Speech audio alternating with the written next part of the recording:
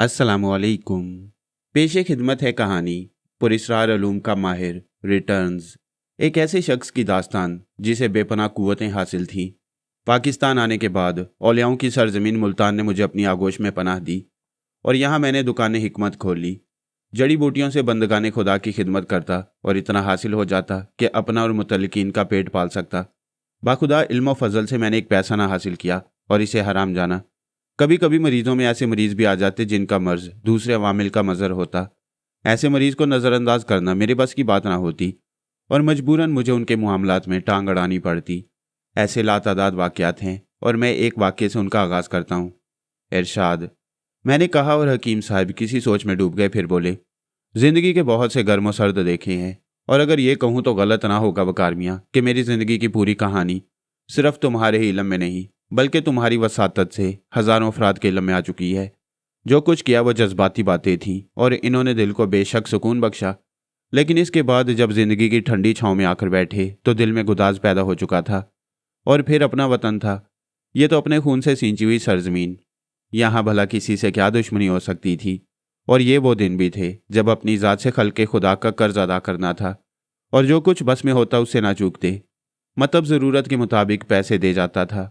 बहुत से लोगों से ही शनासाई हो चुकी थी। उन्हीं में डॉक्टर बुखारी भी थे। बड़े अच्छे आदमी थे बेचारे। बिलाशुबा उनका शुमार नेक इंसानों में किया जा सकता है। भरे पूरे घर के मालिक थे। साहिवाल के पास कुछ ज़मीनें थीं जिनकी आमदनी से गुजारा होता था। बाकायदा MBBS डॉक्टर थे। एक छोटा सा क्लिनिक खोला हुआ था और इलाज मुआवजे के सिलसिले में बड़े फरिश्ता सिफ्त समझे जाते। किसी ने कुछ दे दिया तो ले लिया, किसी की जेब में कुछ ना हुआ तो दवाएं भी अपने पास से दे डाली। उनकी यही खूबी दिल को भा गई थी। बाहर तौर साहिब तर्ज जिंदगी गुजार रहे थे जिनमें ज़मीनों की आमदनी नुमाया हैसियत रखती थी, वरना अपनी वली सिफ्त तबीयत से अपने घर का खर्च न चला सकते। बड़े बड़े लोगों से शनासाई थी, बड़े बड़े खानदानों में आना जाना था। क्या मजाल जो किसी से कुछ मांगा हो, और देने वाले हाथ कभी फैलते नहीं हैं। वकार मियाँ वो तो पैदा ही देने के लिए होती हैं, जो कुछ भी उनके पास हो। मेरा अक्सर उनसे मिलना जुलना था। कभी मौसम की कोई चीज़ पकवाई तो मेरे बगैर ना खाई। अक्सर मामलात में मुझसे मशवरा भी कर लिया करते थे।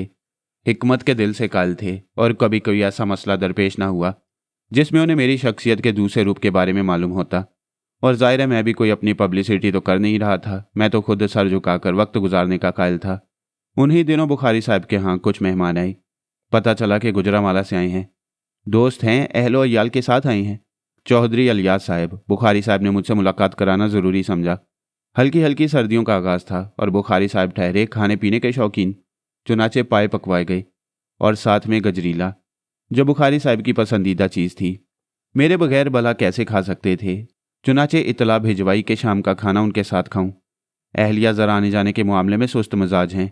हालांकि बुखारी साहब की बेगम अक्सर आती रहती हैं और काफ़ी अच्छे ताल्लुकात थे, लेकिन अहलिया की इस फितरत से वाकिफ़ थी। बाहर तौर में तन्हाई वक्त मुकर्रा पर मतब बंद करके बुखारी साहब के यहाँ पहुँच गया। चौधरी अलियास से सुर्ख व सफ़ेद आदमी थे। पता चलता था कि साहब सरवत हैं, रख रखाव ही से अंदाज़ा हो जाता था। लेकिन उनकी आंखों में एक मगमूम कैफियत का मैंने एक लम्हे में एहसास कर लिया। मुझसे बड़े तपाक से मिले। बड़ी जानदार शख्सियत थी उनकी। बुखारी साहब ने हस्बे आदत उनसे मेरा तारुफ कराया। चौधरी अलियास की फितरत का तीखापन मैंने एक लम्हे में महसूस कर लिया। कहने लगे, इस दौर में भी हिकमत चल जाती है हकीम साहब? हिकमत तो हर दौर में चलती रहती है चौधरी जी। हिकमत के बगैर तो ये कायनात बेमायनी हो जाती है। अरे हमें ना मालूम था कि हकीम ये दावा कर सकती हैं, बुखारी साहब ने मुस्कुराते हुए कहा। भाई असगर अली साहब, हमारे चौधरी अलियास ठहरे अक्कड़ मिजाज। जुबान की लताफत से इनका कभी वास्ता नहीं पड़ा, क्योंकि कानों में हमेशा ट्रकों, बसों और मोटरों की गड़गड़ाहट गूंजती रहती है। आप जिस हिकमत का तज़किरा इनसे कर रहे हैं वो शायद इनके पल्ले नहीं पड़ेगी। इनके ख्याल में हिकमत सिर्फ जड़ी बूटियों और शरबत अन्नाब तक महदूद है। अच्छा, तो ये तसव्वुफ़ की बातें हो रही हैं। भाई सच्ची बात है, हम ठहरे ट्रांसपोर्टरों और खेतों में हल चलाकर ज़मीनों का सीना उधेड़ने वाले। ये अदबी बातें ज़रा हमारी खोपड़ी तक नहीं पहुंच पाती। मुआफ़ कीजिएगा हकीम साहब, हम आपकी जड़ी बूटियों वाली हिकमत का तज़किरा कर रहे थे। हाँ चौधरी साहब, कोई बात नहीं। जहाँ तक आपके सवाल का ताल्लुक़ है तो भाई चौधरी साहब, उन जड़ी बूटियों से तो दवाओं का तसव्वुर उभरा है जिनकी जदीद मेडिकल साइंस किसी भी दवा का नाम ले दे। तो भाई चौधरी साहब, इन जड़ी बूटियों से तो दवाओं का तसव्वुर उभरा है। आपकी जदीद मेडिकल साइंस किसी भी दवा का नाम ले दे, उसका ताल्लुक जड़ी बूटी ही से होगा। बस ज़रा जदीद तरीन शक्लें होती हैं। हम गोलियां बना देते थे, वो इंजेक्शन तैयार कर देते हैं। हम सीधी सीधी असल चीज़ दे दिया करते थे कि मियाँ उबाल लो, अनाब डालो, मुनक्का डालो और जोश देकर पी लो। वह मुनक्का अनाब और सौंठ को उसके जुज़ में ढाल देते हैं और बात वही हो जाती है। खैर छोड़िए, आप हकीमों की दवाओं के कायल नहीं हैं तो ना सही, जो कायल हैं वो हमारी रोटी हांडी चला रही हैं। चौधरी अलियास ने एक घन गरज कहका लगाया और फिर वो कहने लगे, मगर हकीम साहब, एक डॉक्टर और हकीम की दोस्ती मैंने पहली बार देखी है। क्यों, इनमें से कौन इंसान नहीं होता, हकीम या डॉक्टर? नहीं नहीं, मैं पेशे की बात कर रहा था। भाई, डॉक्टर हकीमों को नहीं मानते और हकीम डॉक्टर को नहीं मानते। तब तो चौधरी साहब, वाकई ये दोस्ती आपके लिए बाइस हैरत होगी, क्योंकि मैं डॉक्टर बुखारी को एक बेहतरीन डॉक्टर तस्वुर करता हूँ और मैं हकीम साहब को बिलाशुबा एक बेहतरीन हकीम मानता हूँ। आपको हंसी आएगी और चौधरी अलियास साहब के जब मैं बीमार होता हूँ तो हकीम साहब के पास जाता हूँ। चौधरी अलियास ने फिर एक कहका लगाया और बोले, और हकीम साहब बीमार होते हैं तो? बस यहाँ ज़रा गड़बड़ है। हकीम साहब मेरे पास नहीं आते, वैसे ये बीमार नहीं होते। हम सब हंसने लगे। मैंने चौधरी अलियास के बारे में अंदाज़ा लगा लिया था कि आदमी तो बुरा नहीं है, बस शायद पैसे वैसे ज़्यादा हैं। इसलिए जहन में कुछ गड़बड़ हो गई। उसकी बातों में कहीं कहीं गुरूर की झलकियाँ नज़र आ जाती थीं। खैर, खाना खाया गया। नशिस्त ज़रा देर तक जारी रखने का प्रोग्राम था। खाने के बाद चाय का दौर चला। एक दो आदमी और भी आ गए जिनका ताल्लुक मुल्तान ही से था। ये भी अच्छे लोग थे और हमारे दोस्तों में शामिल थे। किसी ने चौधरी साहब से उनके बेटे के बारे में सवाल किया तो चौधरी अलियास का चेहरा बुझ गया। कहने लगे, उसी सिलसिले में तो यहाँ आया हूँ, वो भी आया हुआ है। मुझे पहली बार ये बात मालूम हुई कि चौधरी अलियास अपने बेटे के साथ आया है। मैंने इस मामले में मुदाखलत नहीं की क्योंकि डॉक्टर बुखारी ने इस बारे में कुछ नहीं बताया था। लेकिन फिर डॉक्टर बुखारी ही कहने लगे, भाई असगर अली साहब, चौधरी अलियास बेचारे एक मुसीबत का शिकार हैं। अपनी फैमिली के साथ आए हैं। दो बेटियां इनकी, हमारी भाभी हैं और एक बेटा है जिसका नाम नसीर अलियास है। वैसे असगर अली, तुम भी एक नज़र नसीर अलियास पर डाल लो। तुम्हारी राय अगर चौधरी अलियास के लिए ना सही तो कम अज़ कम मेरे लिए बेहतर होगी। क्या बात है? मैंने सवाल किया। पहले मैं बच्चे को बुला लेता हूँ, सो गया तो फिर बात ख़राब हो जाएगी, क्योंकि कल सुबह ये लोग कराची जा रही हैं। वैसे मुझे चौधरी अलियास से इख्तलाफ है। इन्हें तो चाहिए था कि सीधे सीधे लाहौर जाते और वहाँ से हवाई जहाज़ के ज़रिए कराची पहुँच जाते। पता नहीं इन्होंने बाय रोड सफ़र क्यों तय किया है। बस बच्चों की ख्वाहिश थी। मियाँ, तुम्हें लंदन जाना है और तुम बच्चों की ख्वाहिश पूरी करते रहे हो। एक जिम्मेदारी थी जो निभानी है तुम्हें इस वक्त, बच्चों को टाल देते। बुखारी साहब ने कहा, भाई तुमसे मुलाकात भी तो इस बहाने हो गई, वरना कहाँ आने को वक्त मिलता है। हाँ, बस ये एक फ़ायदा हुआ है, बुखारी साहब ने कहा और फिर अंदर चले गए। मेरा ख्याल था कि बच्चा 9 उम्र होगा, 9-10 साल का, लेकिन बुखारी साहब जिस नौजवान के साथ है उसकी उम्र 24-25 से किसी तौर कम ना होगी। लंबे चौड़े बदन का मालिक था, लेकिन सूख कर पिंजर हो रहा था। आंखों में हल्के पड़े हुए थे। मैंने उसे गौर से देखा तो मुझे उसकी आंखों में खौफ के आसार नजर आए। वो खामोशी से आकर बैठ गया। ये नसीर अलियास है, बुखारी साहब ने कहा। फिर बोले, और नसीर मियाँ, ये हकीम असगर अली हैं। लड़के ने मुझे सलाम किया। क्या तकलीफ़ है तुम्हें? मैंने पूछा और चौधरी अलियास हंस पड़े। फिर बोले, ये नहीं मानेंगे हकीम साहब, पुराने ज़माने में तो हकीम लोग नब्ज़ में धागा बांधकर नब्ज़ देखते थे और बीमारी बता देते थे। आप नब्ज़ देखकर ही कुछ बता दें। मुझे ये बात बुरी लगी। बुखारी साहब ने भी महसूस किया था। वो जुज़बुज़ होकर मुझे देखने लगे। मैंने कहा, चौधरी साहब, उस वक्त लोग हकीमों से अकीदत रखते थे। अकीदत तो खुद ब खुद दिल में पैदा होती है हकीम साहब। आप कोशिश करें, हम भी अकीदतमंदों में शामिल हो जाएंगे। बस मेरा दिल साफ हो गया। चौधरी साहब का टाइप समझ में आ गया था और अब उनसे इस बारे में कुछ कहना फजूल था। मैंने लड़के को देखकर कहा, बीमारी इसके वजूद में नहीं है चौधरी साहब, दिल में है। बदन का इलाज बेईमानी होगा। आप लंदन, अमेरिका, जहाँ जाना चाहें ले जाएं, वो लोग इसका इलाज ना कर सकेंगे। क्या मतलब है आपका? चौधरी साहब नाखुशगवारी से बोली। बात समझ में आ जाए तो बामानी है, ना समझ में आए तो बेमानी। आप गौर करें। भाई वाह बुखारी साहब, आपके नीम हकीम साहब से मिलकर बहुत मज़ा आया। इस ज़माने में भी ऐसी बातें होती हैं, हमें मालूम ना था। चलिए छोड़िए चौधरी साहब, जाने दीजिए। हकीम साहब की तशखीस पर आपको एतबार नहीं आया ना सही। ये तो एक दोस्ताना नशिस्त थी, इसमें कोई बाकायदा चेकिंग नहीं हो रही। तो फिर आपके इरादे क्या हैं? बुखारी साहब ने कहा। भाई तुम जानते हो बुखारी साहब कि हम कितने मसरूफ़ आदमी हैं, मगर औलाद का मामला दुनिया में सबसे बढ़कर होता है। कमाते किसके लिए हैं? हमें अंदाज़ा हो गया कि हमारे यहाँ के डॉक्टर हकीम इस मसले में कुछ नहीं कर सकेंगे। चुनाचे लंदन जाकर इलाज करवाएंगे। पहले जनरल चेकअप, इसके बाद मुकम्मल इलाज। आखिर पता तो चले कि बीमारी क्या है। कोई कहता है कि जिगर बढ़ गया है तो कोई कहता है कि तिल्ली फेफड़े बढ़ गए हैं। अलग अलग बात बताते हैं सब। यहाँ भाई यही धंधा है। स्पेशलिस्ट बन बैठे हैं लेकिन पढ़ के नहीं दिया, बस अम्मा अब्बा के खर्च पर ऐश किए। डिग्रियां ले ली और परेशान करने बैठ गए बेचारे ज़रूरतमंदों को। यह है यहाँ का धंधा भाई। मैंने इंतज़ाम कर लिया है। लंदन में मेरा एक यार भी है, बहुत पुराना, याद होगा आपको बुखारी साहब, वही नौशेरवां आदिल का बेटा। मेरे उसके बाप से बड़ा गहरा ताल्लुक था। वो तो बेचारे ना रहे, लेकिन उनका बेटा मेरी बड़ी इज्जत करता है। लिख भी दिया था मैंने उसे। अब कराची जाकर सीट वगैरह लेंगे और इसके बाद उन लोगों को लंदन घुमा देंगे। मैंने भी सोचा डॉक्टर साहब के चलो सबको लंदन दिखा दिया जाए। अगर वहाँ से इसे इलाज के लिए छोड़ना पड़ा तो इसकी माँ और एक बहन को छोड़कर अपनी एक बेटी के साथ वापस आ जाऊँगा। पैसे तो आपको पता ही है कि कोई मसला ही नहीं है, अल्लाह के फजल से। चौधरी अलियास की एक एक बात से गुरूर टपक रहा था। मैंने दिल में सोचा कि ये शख्स अपनी नाकामियों पर मोहर लगा रहा है, ख्वामखा अपने गुरूर में बेटे से हाथ धो बैठेगा। दूसरी तरफ फिर बातें शुरू हो गईं। नसीर अलियास वापस अंदर चला गया था। उसे इंसानों में बैठकर घबराहट हो रही थी और अमूमन वो तन्हाइयाँ पसंद करता था। ये बात भी बाद ही में मुझे मालूम हुई थी। वकार मियाँ, चौधरी अलियास के अल्फाज पता नहीं क्यों मुझे ज़रूरत से ज़्यादा ही बुरे लगे थे।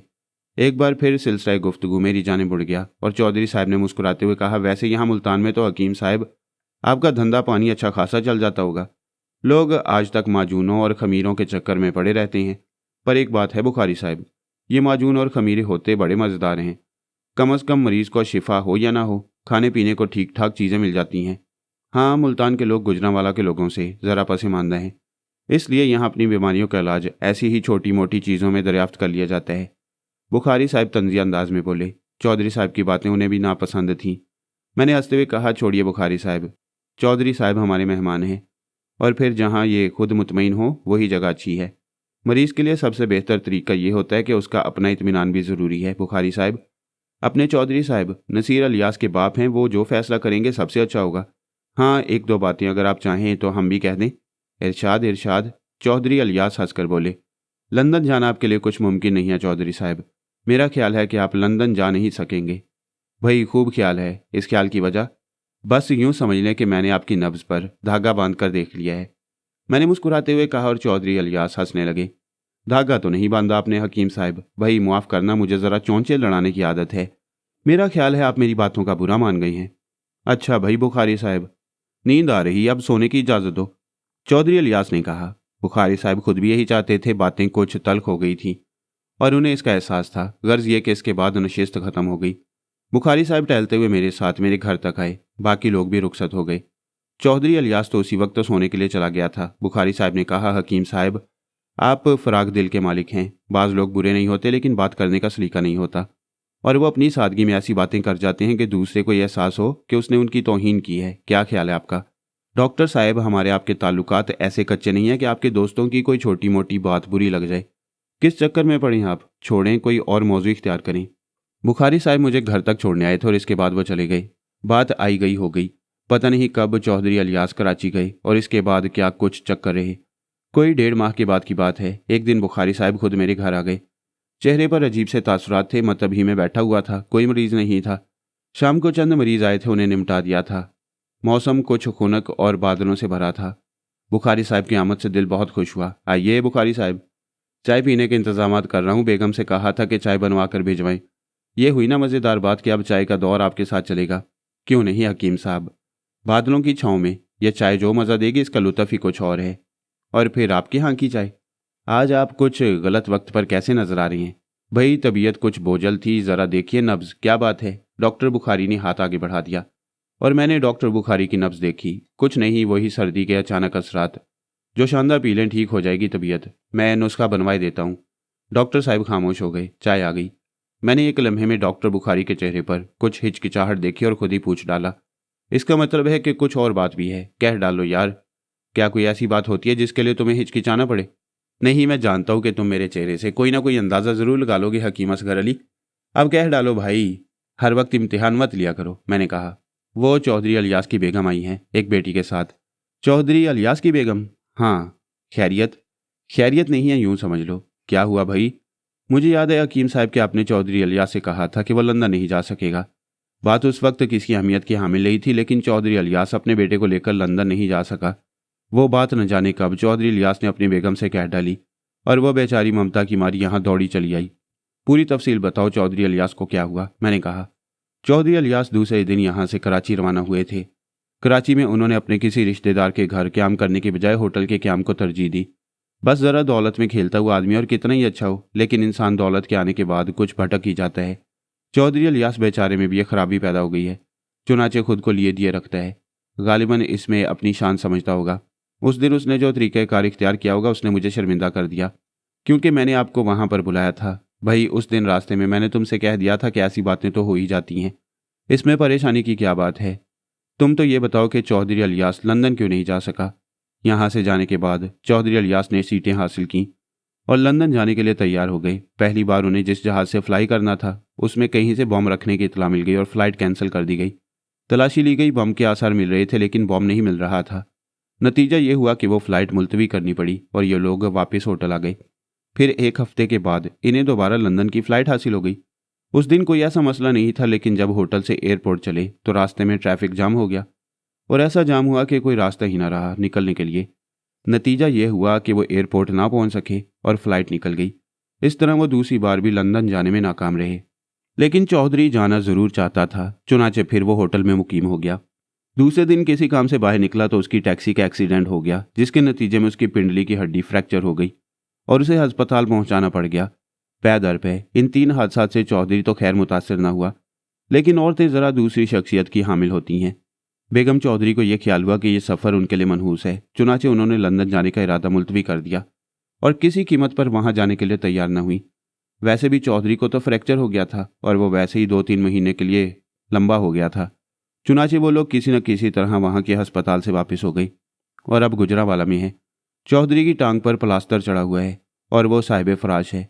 दुरानी गुफ्तगू बेगम साहिबजादे से कोई तज़किरा निकला है और चौधरी ने आपकी ये पेशन गोई शायद अपनी बीवी को बता दी। बस बेचारी परेशान हो गई और अब दौड़ी हुई आई हैं मेरे पास, कहती हैं कि हकीम असगर अली से मुलाकात करा दो, मेरे बेटे का इलाज वही कर सकेंगे। भाई मुआफ़ करना, चौधरी ने ऐसी उल्टी सीधी बातें की थी जो यकीनन तुम्हें बुरी लगी होंगी, इसलिए मेरी हिम्मत तो नहीं पड़ रही थी। मशवरा भी तुमसे ही मांगूंगा, बताओ क्या करना चाहिए। मैंने डॉक्टर बुखारी को देखा, बड़ा अच्छा इंसान था, बहुत अच्छा। उसके दिल में यह ख्वाहिश थी कि मैं चौधरी इलियास के बेटे की खबरगिरी करूं, तो मैं भला कैसे इनकार कर सकता था। मैं हंस पड़ा और मैंने कहा, बुखारी साहब दिल की बात क्यों नहीं कहते यार, क्या चाहते हो। बात यह है कि इंसान बाज़ औक़ात ज़ुबान के सामने बेबस हो जाता है। अल्फाज तो मुंह से निकल जाते हैं लेकिन नताइज बहुत बुरे होते हैं। मैं जानता हूँ हकीम असगर अली कि जो पेशन गोई की गई थी उसके बारे में मैं भी जानता हूँ, और अगर कोई नहीं जानता तो मैं क्या करूँ भला। हाँ हाँ भाई, तो तुमसे कौन कहता है कि कुछ करो। मगर बात चौधरी इलियास की नहीं, एक माँ के बेटे की है, 2 बहनों के भाई की है। मेरी ख्वाहिश तो यह है कि ज़रा देख लो। गुजरावाला में है वो लोग। हाँ, डॉक्टर बुखारी ने इस बात में सर हिलाते हुए कहा। लेकिन चाहो तो वो आज ही शाम तक आ सकती हैं, कल भी आ जाएंगे, जैसा पसंद करो। नहीं भाई, जाना पड़ेगा गुजरावाला, मैं भी साथ चलूँगा, इत्मीनान रखो। नहीं डॉक्टर, तुम अपना क्लिनिक चलाओ, मेरा कोई मसला नहीं। वैसे भी मस्त मौला आदमी हूँ, चला जाऊँगा, देख आता हूँ जाकर। गाड़ी आ जाएगी, साथ ही चले जाना। तकल्लुफ़ात में मत पड़ो, मैं खुद पहुँच जाऊँगा। बेगम साहिबा से कह देना मिसेज़ इलियास आपसे मिलना चाहती हैं। तो फिर मिला दो, क्या हर्ज है, चलूँ। नहीं, अगर कहो तो रात को यहीं ले आऊँ। यार अब तुम गैरियत की बातें कर रहे हो, अभी लेते आते। तुमसे बात करना ज़रूरी था असगर अली। उस दिन चौधरी इलियास की बातें मुझे पसंद नहीं आई थी और मैंने सोचा था कि तुमने अपनी आला ज़र्फ़ी का सबूत देते हुए कहा तो कुछ भी नहीं, लेकिन दिल में सोचा ज़रूर होगा कि कैसे कैसे दोस्त पाले हुए हैं मैंने। मगर एक बात तुमसे कहूँ कि वो बुरा आदमी नहीं है, बस ऊंचा बोल जाता है पैसे के जोम में। चलो छोड़ो पुरानी बातें, अगर बेगम साहिबा को लाना चाहो तो ले आओ। तो फिर मैं अभी जाता हूँ, वो फ़ौरन मिलना चाहती हैं। मैंने उन्हें सूरत हाल बताई थी और वह खुद चौधरी इलियास को बुरा भला कह रही थी कि गाड़ी में फंसकर खुद भी लोहे के हो गए हैं और सारी बातें ऐसी ही सख्त सख्त करती हैं। बाहर तो और उस रात चौधरी इलियास की बेगम आई और सीधी मेरे पास पहुंच गई, झुककर सलाम किया और भाई साहब कहकर बात की। कहने लगी, भाई साहब, डॉक्टर बुखारी साहब ने उस दिन होने वाली तमाम गुफ्तगू तफसीलात से मुझे बता दी है। आपका कहना बिल्कुल दुरुस्त निकला, हम कोशिश के बावजूद भी लंदन ना जा सके और चौधरी साहब को हादसा पेश आ गया। हकीम साहब, मेरा एक ही बेटा है और सबसे बड़ा बेटा है, और एक माँ के लिए सबसे बड़ा बेटा क्या हैसियत रखता है आप जानते ही हैं। मैं आपके कदमों में सर रखने के लिए तैयार हूँ। आप मेरे बेटे की खबरगिरी करें, देखें तो सही उसे क्या हुआ है। मैंने उसे देख लिया था बहन, अब थोड़ी सी तफसीलात बता दो उसके बारे में। जी ज़रूर ज़रूर। कब से उसे ये बीमारी लाहिक है? उसे बीमारी कोई नहीं है, 1.5-2 साल पहले की बात है। बिल्कुल तंदुरुस्त चाको चौबंद था, फुटबॉल खेलता था और अच्छा खासा नाम कमाया हुआ था। बस अचानक ही उस पर अफसुर्दगी तारी हो गई, खाना पीना कम होता चला गया। बहुत पूछा उसे, कोई जवाब ही ना दिया। मैंने लाहौर जाकर चेकिंग कराई, डॉक्टर ने बताया कि इसे कोई बीमारी नहीं है, बिल्कुल ठीक ठाक है। बस मैदे के सिलसिले में कुछ दवाएं दे दी थी ताकि भूख लगे, लेकिन दवाएं भी उसने इस्तेमाल नहीं की और इसके बाद से यही कैफियत तारी है। कभी कभी रातों को बाग में टहलता हुआ नजर आता है, कभी वहशत ज़दा होकर उठकर अपने कमरे से निकल भागता और वीरानों का रुख करता है। मैंने बहुत से झाड़ फूंक करने वालों को भी दिखाया कि कहीं कोई असर तो नहीं है। वो लोग कारोबारी थे, वो तो मुझसे पैसे लेकर फरार हो गए। कोई भी मेरे बच्चे का इलाज ना कर सका। हकीम डॉक्टरों का ये कहना है कि जिस्मानी तौर पर वो तंदुरुस्त है। आपने शायद ये अल्फाज कहे थे कि बीमारी उसके जिस्म में नहीं, दिल में है। हकीम साहब, क्या आप मुझे बता सकते हैं कि उसे क्या बीमारी है? बहन, मैं गुजरांवाला हूँगा, आपके पास 1-2 दिन में। ज़रा यहाँ मरीजों को थोड़े दिन के लिए फारिग कर दूँ, उसके बाद ही सही सूरत हाल का इल्म होगा मुझे। मैं आपका इंतज़ार करूँगी हकीम साहब, बेचैनी से इंतज़ार करूँगी। वह सूखता ही जा रहा है, अब तो चकरा कर गिर भी पड़ता है। बड़ी अजीब हालत है उसकी। खुदा के लिए मेरे बच्चे की ज़िंदगी बचा लीजिए। अरे अरे, कैसी बातें कर रही हैं आप? जिंदगी देने और लेने वाला तो खुदा होता है। मुझे नाचीज़ की क्या मजाल कि किसी किस्म का दावा करूं। बहरहाल उसके बारे में देखना पड़ेगा, थोड़ा सा जायजा लेना पड़ेगा उसका।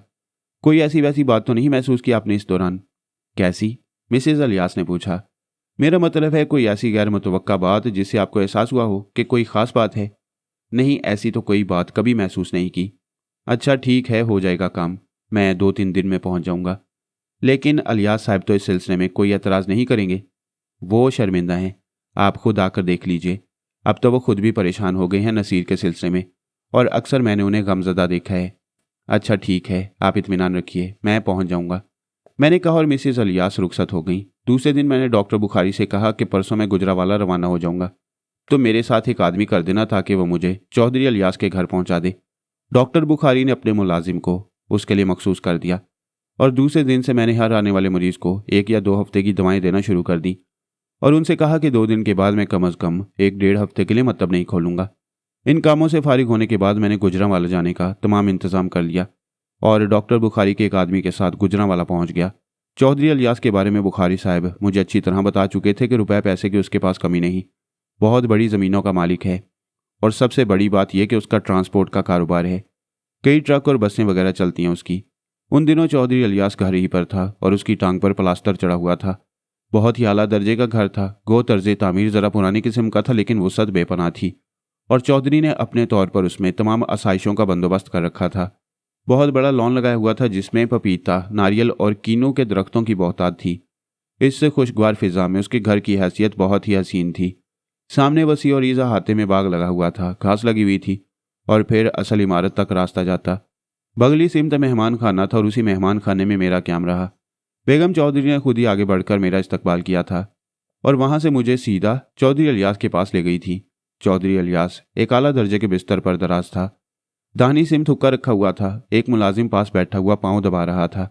मुझे देखकर उठा और बाहर निकल गया। चौधरी अलियास खिसक कर कौनिया के बल मसहरी से टिक गया। उसने बड़ी न्याजमंदी से मुसाफे के लिए हाथ बढ़ाया। मैंने सब कुछ भूलकर उससे मुसाफिया किया और उससे उसकी खैरियत पूछी। चौधरी अलियास ने मुझे अपने नज़दीक बिठा लिया। फिर उसने पशेमान लहजे में कहा, यार हकीम साहब, तुमने सही मानों में हमें चित कर दिया। अब तक बड़ी ऊंची उड़ान थी हमारी। उस दिन कुछ ऐसी बातें भी मुंह से निकल गईं जिनका बाद में अफसोस हुआ, लेकिन तुम यकीन करो ज़ुबान कुछ बेतकल्लुफ़ी पर माइल थी। उसी बेतकल्लुफ़ी में बहुत कुछ कह गए, मगर बाद में होश ठिकाने पर आ गए। एक शख्स अगर हार जाए तो फिर उसे हारा हुआ समझकर मुआफ़ कर दिया जाता है। यकीनन तुम भी हमारे साथ यही सलूक करोगे।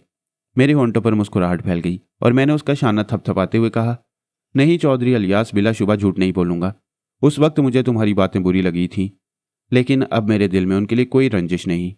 मुझे एहसास है कि मुझसे गलती हुई थी। चौधरी अलियास ने कहा, खैर कोई बात नहीं, छोड़े इन बातों को। ये बताओ पाँव कैसा है तुम्हारा? कोई खास बात नहीं, हड्डी टूट गई थी पिंडली की और डॉक्टरों ने ऑपरेशन वगैरह करके प्लास्टर चढ़ा दिया था। उनका कहना है कि कुछ वक्त लगेगा मगर सब कुछ ठीक है, अल्लाह फजल करेगा, मैंने कहा। और इसके बाद सिलसिला गुफ्तगू नसीर अलियास की तरफ मुड़ गया। चौधरी अलियास ने कहा, मैं उसे लंदन नहीं ले जा सका। अब मेरे दिल में उसे लंदन ले जाने का ख्याल भी नहीं है। ये बताएं हकीम साहब कि इस सिलसिले में कुछ हो सकता है या नहीं? भाई क्या बताऊं, ज़िंदगी इतनी अजीबोगरीब गुजरी है कि दहन में बगावत सी पैदा हो गई है। किसी चीज़ को संजीदगी से नहीं लेता, लेकिन ये मामलात बताते हैं कि अब होश ठिकाने आ जाने चाहिए। सो हकीम साहब, हमारे होश ठिकाने आ गई हैं। मुंह से कोई गलत बात निकल जाए तो अभी से मुआफ़ी मांगे लेते हैं। खुदा के लिए हमारे बेटे की तरफ तवज्जो दो, हमें तुम्हारी मदद की ज़रूरत है।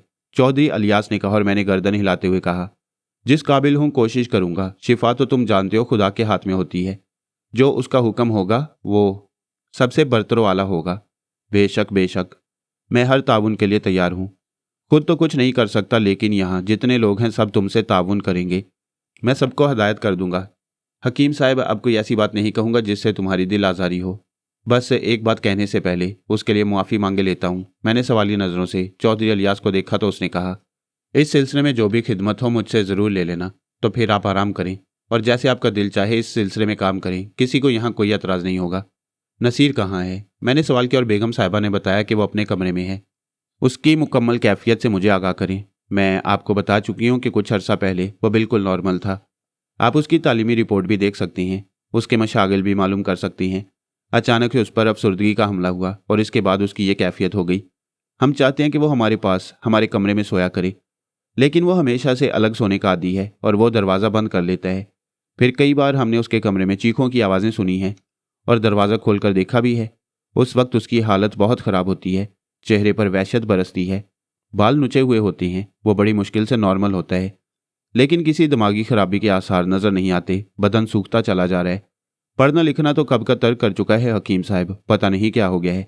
आप बचा लें उसे, बेगम साहिबा ने कहा और मैंने उन्हें वहीं खामोश कर दिया। बराहे करम इससे आगे कुछ ना कहें, मैं उसे देखूंगा। बराहे करम मुझे उसका कमरा बता दें। बेगम साहिबा ही मेरे साथ बाहर आई थी और उन्होंने मुझे नसीर के कमरे का दरवाज़ा दिखा दिया। कहने लगी कि अंदर चलूं। मैंने कहा कि इस वक्त इसकी कोई ज़रूरत नहीं। यहाँ आने के बाद मैंने अपने काम का आगाज़ कर दिया था। इस मकान के चारों तरफ घूमकर मैंने अपने तौर पर कुछ अंदाज़ा लगाने की कोशिश की और मुझे अंदाज़ा हुआ कि यहाँ किसी अरवाह खबीस का असर नहीं है। इसके बाद दूसरे अवामिल पर काम किया, तब भी यही अंदाज़ा हुआ कि ऐसी कोई बात नहीं है। इसका मकसद है कि नसीर पर कोई ऐसे असरात नहीं है जो दूसरी हैसियत रखते हों। फिर उसकी बीमारी की वजह क्या है? मैंने ये बात गलत नहीं कही थी कि बीमारी उसके दिल में है, और अब भी इसी बात पर अड़ा हुआ था कि उसके दिल में कोई ऐसी बात पोशीदा है जिसकी वजह से उस पर यह बीमारी नाजिल हुई है। मसला सिर्फ उसकी ज़ुबान खुलवाने का था। गो इस सिलसिले में मैं दूसरी कोशिशें भी कर सकता था, लेकिन मेरी ख्वाहिश थी कि काम को उस अंदाज में करूं जिस अंदाज में असूलन होना चाहिए।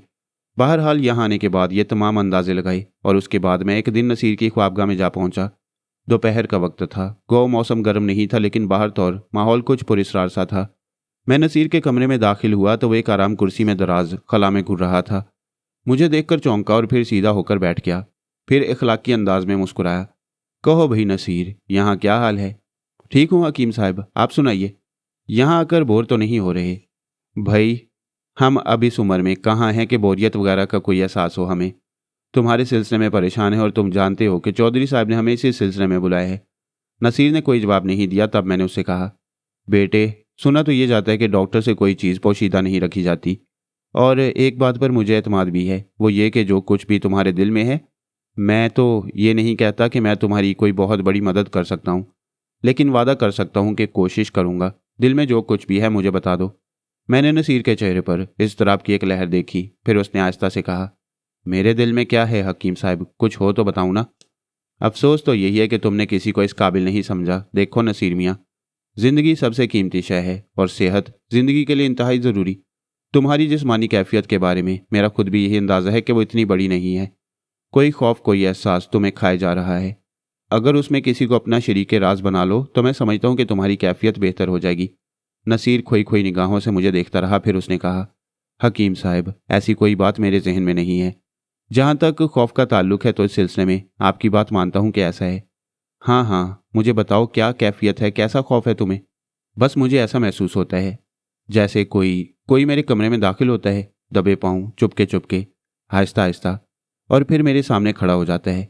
वो मुझे नज़र नहीं आता, लेकिन वो कहता है कि मैं तुमसे इंतकाम लूँगा, मैं तुम्हें जिंदा नहीं छोड़ूंगा, और मैं वहशत से कांप उठता हूँ। इसके बाद मेरी जहनी कैफियत एतदाल पर नहीं रहती। दिलो दिमाग बेकार हो जाते हैं और मैं खा पी नहीं सकता। रातों को भी ऐसा होता है, दिन में भी अक्सर ऐसा हो जाता है। अभी आपने दरवाजे पर दस्तक दी थी तो मैं खौफजदा हो गया था। वो कौन हो सकता है? क्या कभी तुम्हें उसकी सूरत नहीं नजर आई? नहीं, नसीर ने जवाब दिया। उसने मुझसे आंखें मिलाने से गुरेज किया था। मैंने गर्दन को हिलाते हुए कहा, ताहम नसीर, बुरा मत मानना। तुमने ये जो बात मुझे बताई मैं इसे तस्लीम कर सकता था, लेकिन तुम उसे नहीं जानते, ये बात मैं तस्लीम नहीं करता। मतलब? नसीर ने वहशत से कहा, तुम उसे जानते हो, अच्छी तरह जानते हो।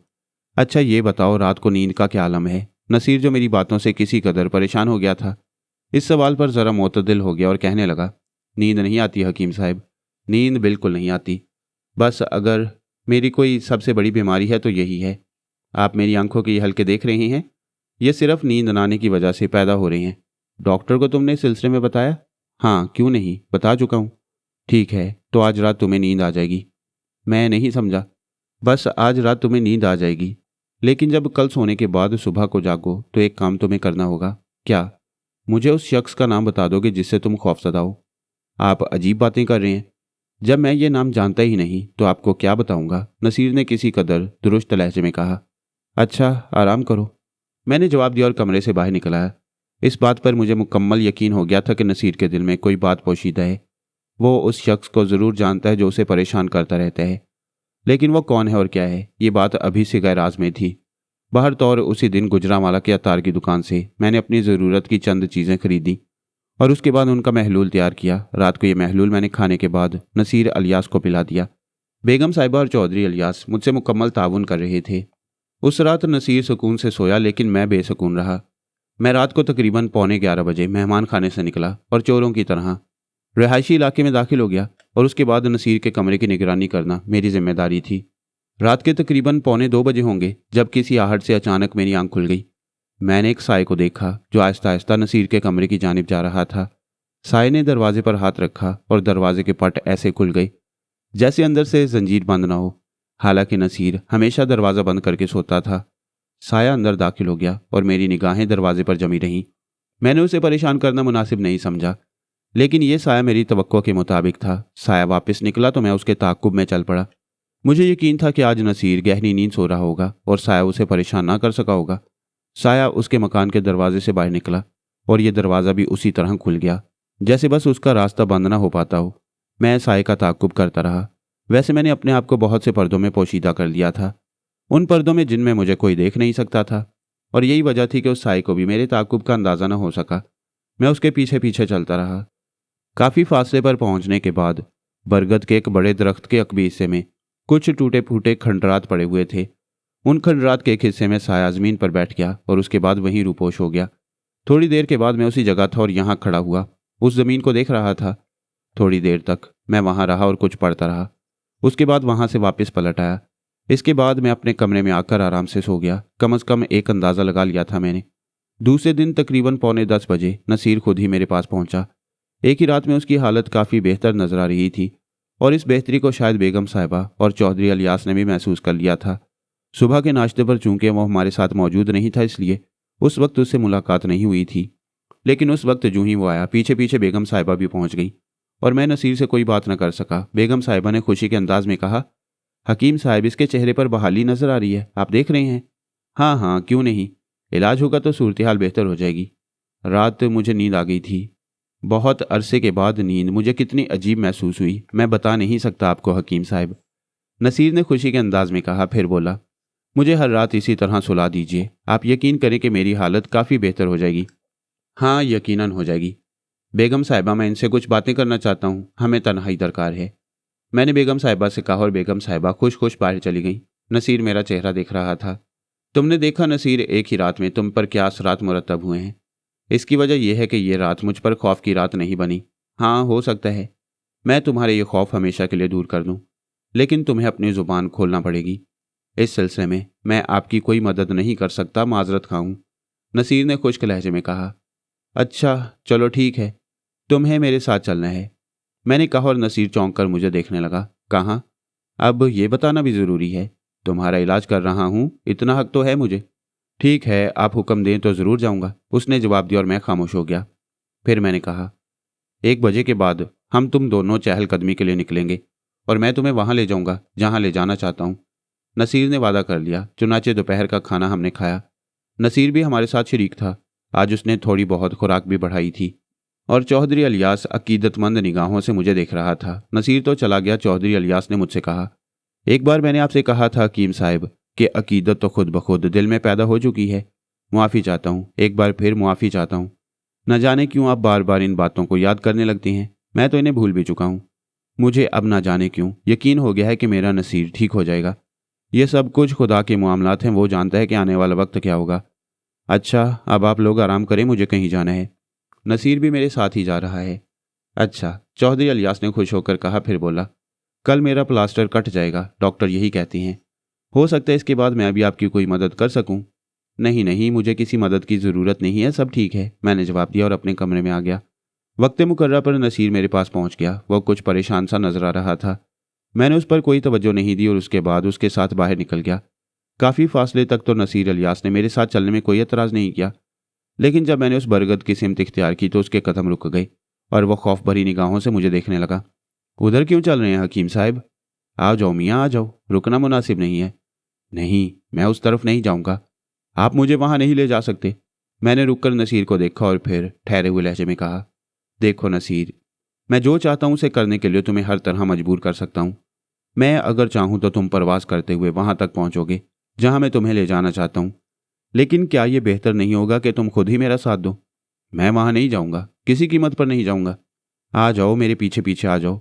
मैं जिस अंदाज में ये काम करना चाहता हूं उसमें तुम्हें तुम्हारी मर्जी के खिलाफ मजबूर नहीं करना चाहता। मुझे तुमसे हमदर्दी है, चले आओ, शाबाश, चले आओ। मैं आगे बढ़ा और नसीर मेरे कदमों से कदम मिलाता हुआ मेरे साथ चलता रहा। इसके बाद हम बरगद के दरख्त के नीचे से गुजरकर उन खंडरात के पास पहुंच गए जो अब मामूली शक्लों में नजर आते थे। सुर्ख ईंटें जगह जगह बिखरी हुई थी, उनके दरमियान झाड़ियां उगी हुई थी। मैं ऐन उस जगह पहुंच गया जहां मैंने उस साय को जमीन पर बैठे देखा था। नसीर का बदन थर थर कांप रहा था, उसके चेहरे पर खौफ और दहशत के आसार मुंजमद थे। मैंने गहरी निगाहों से उसे देखा, फिर बोला, चलो इस जगह को खोदो। खौफ की वजह से नसीर के पूरे बदन पर लर्जा तारी था, लेकिन मेरी हदायत पर अब वो अमल करने के लिए मजबूर था। उसने चारों तरफ देखा और फिर उन झाड़ियों की जानिब बढ़ गया। फिर उसने एक जगह से कुछ झाड़ियां हटाना शुरू कर दी। यह सब कुछ वो एक अजीब सी कैफियत के दरमियान कर रहा था।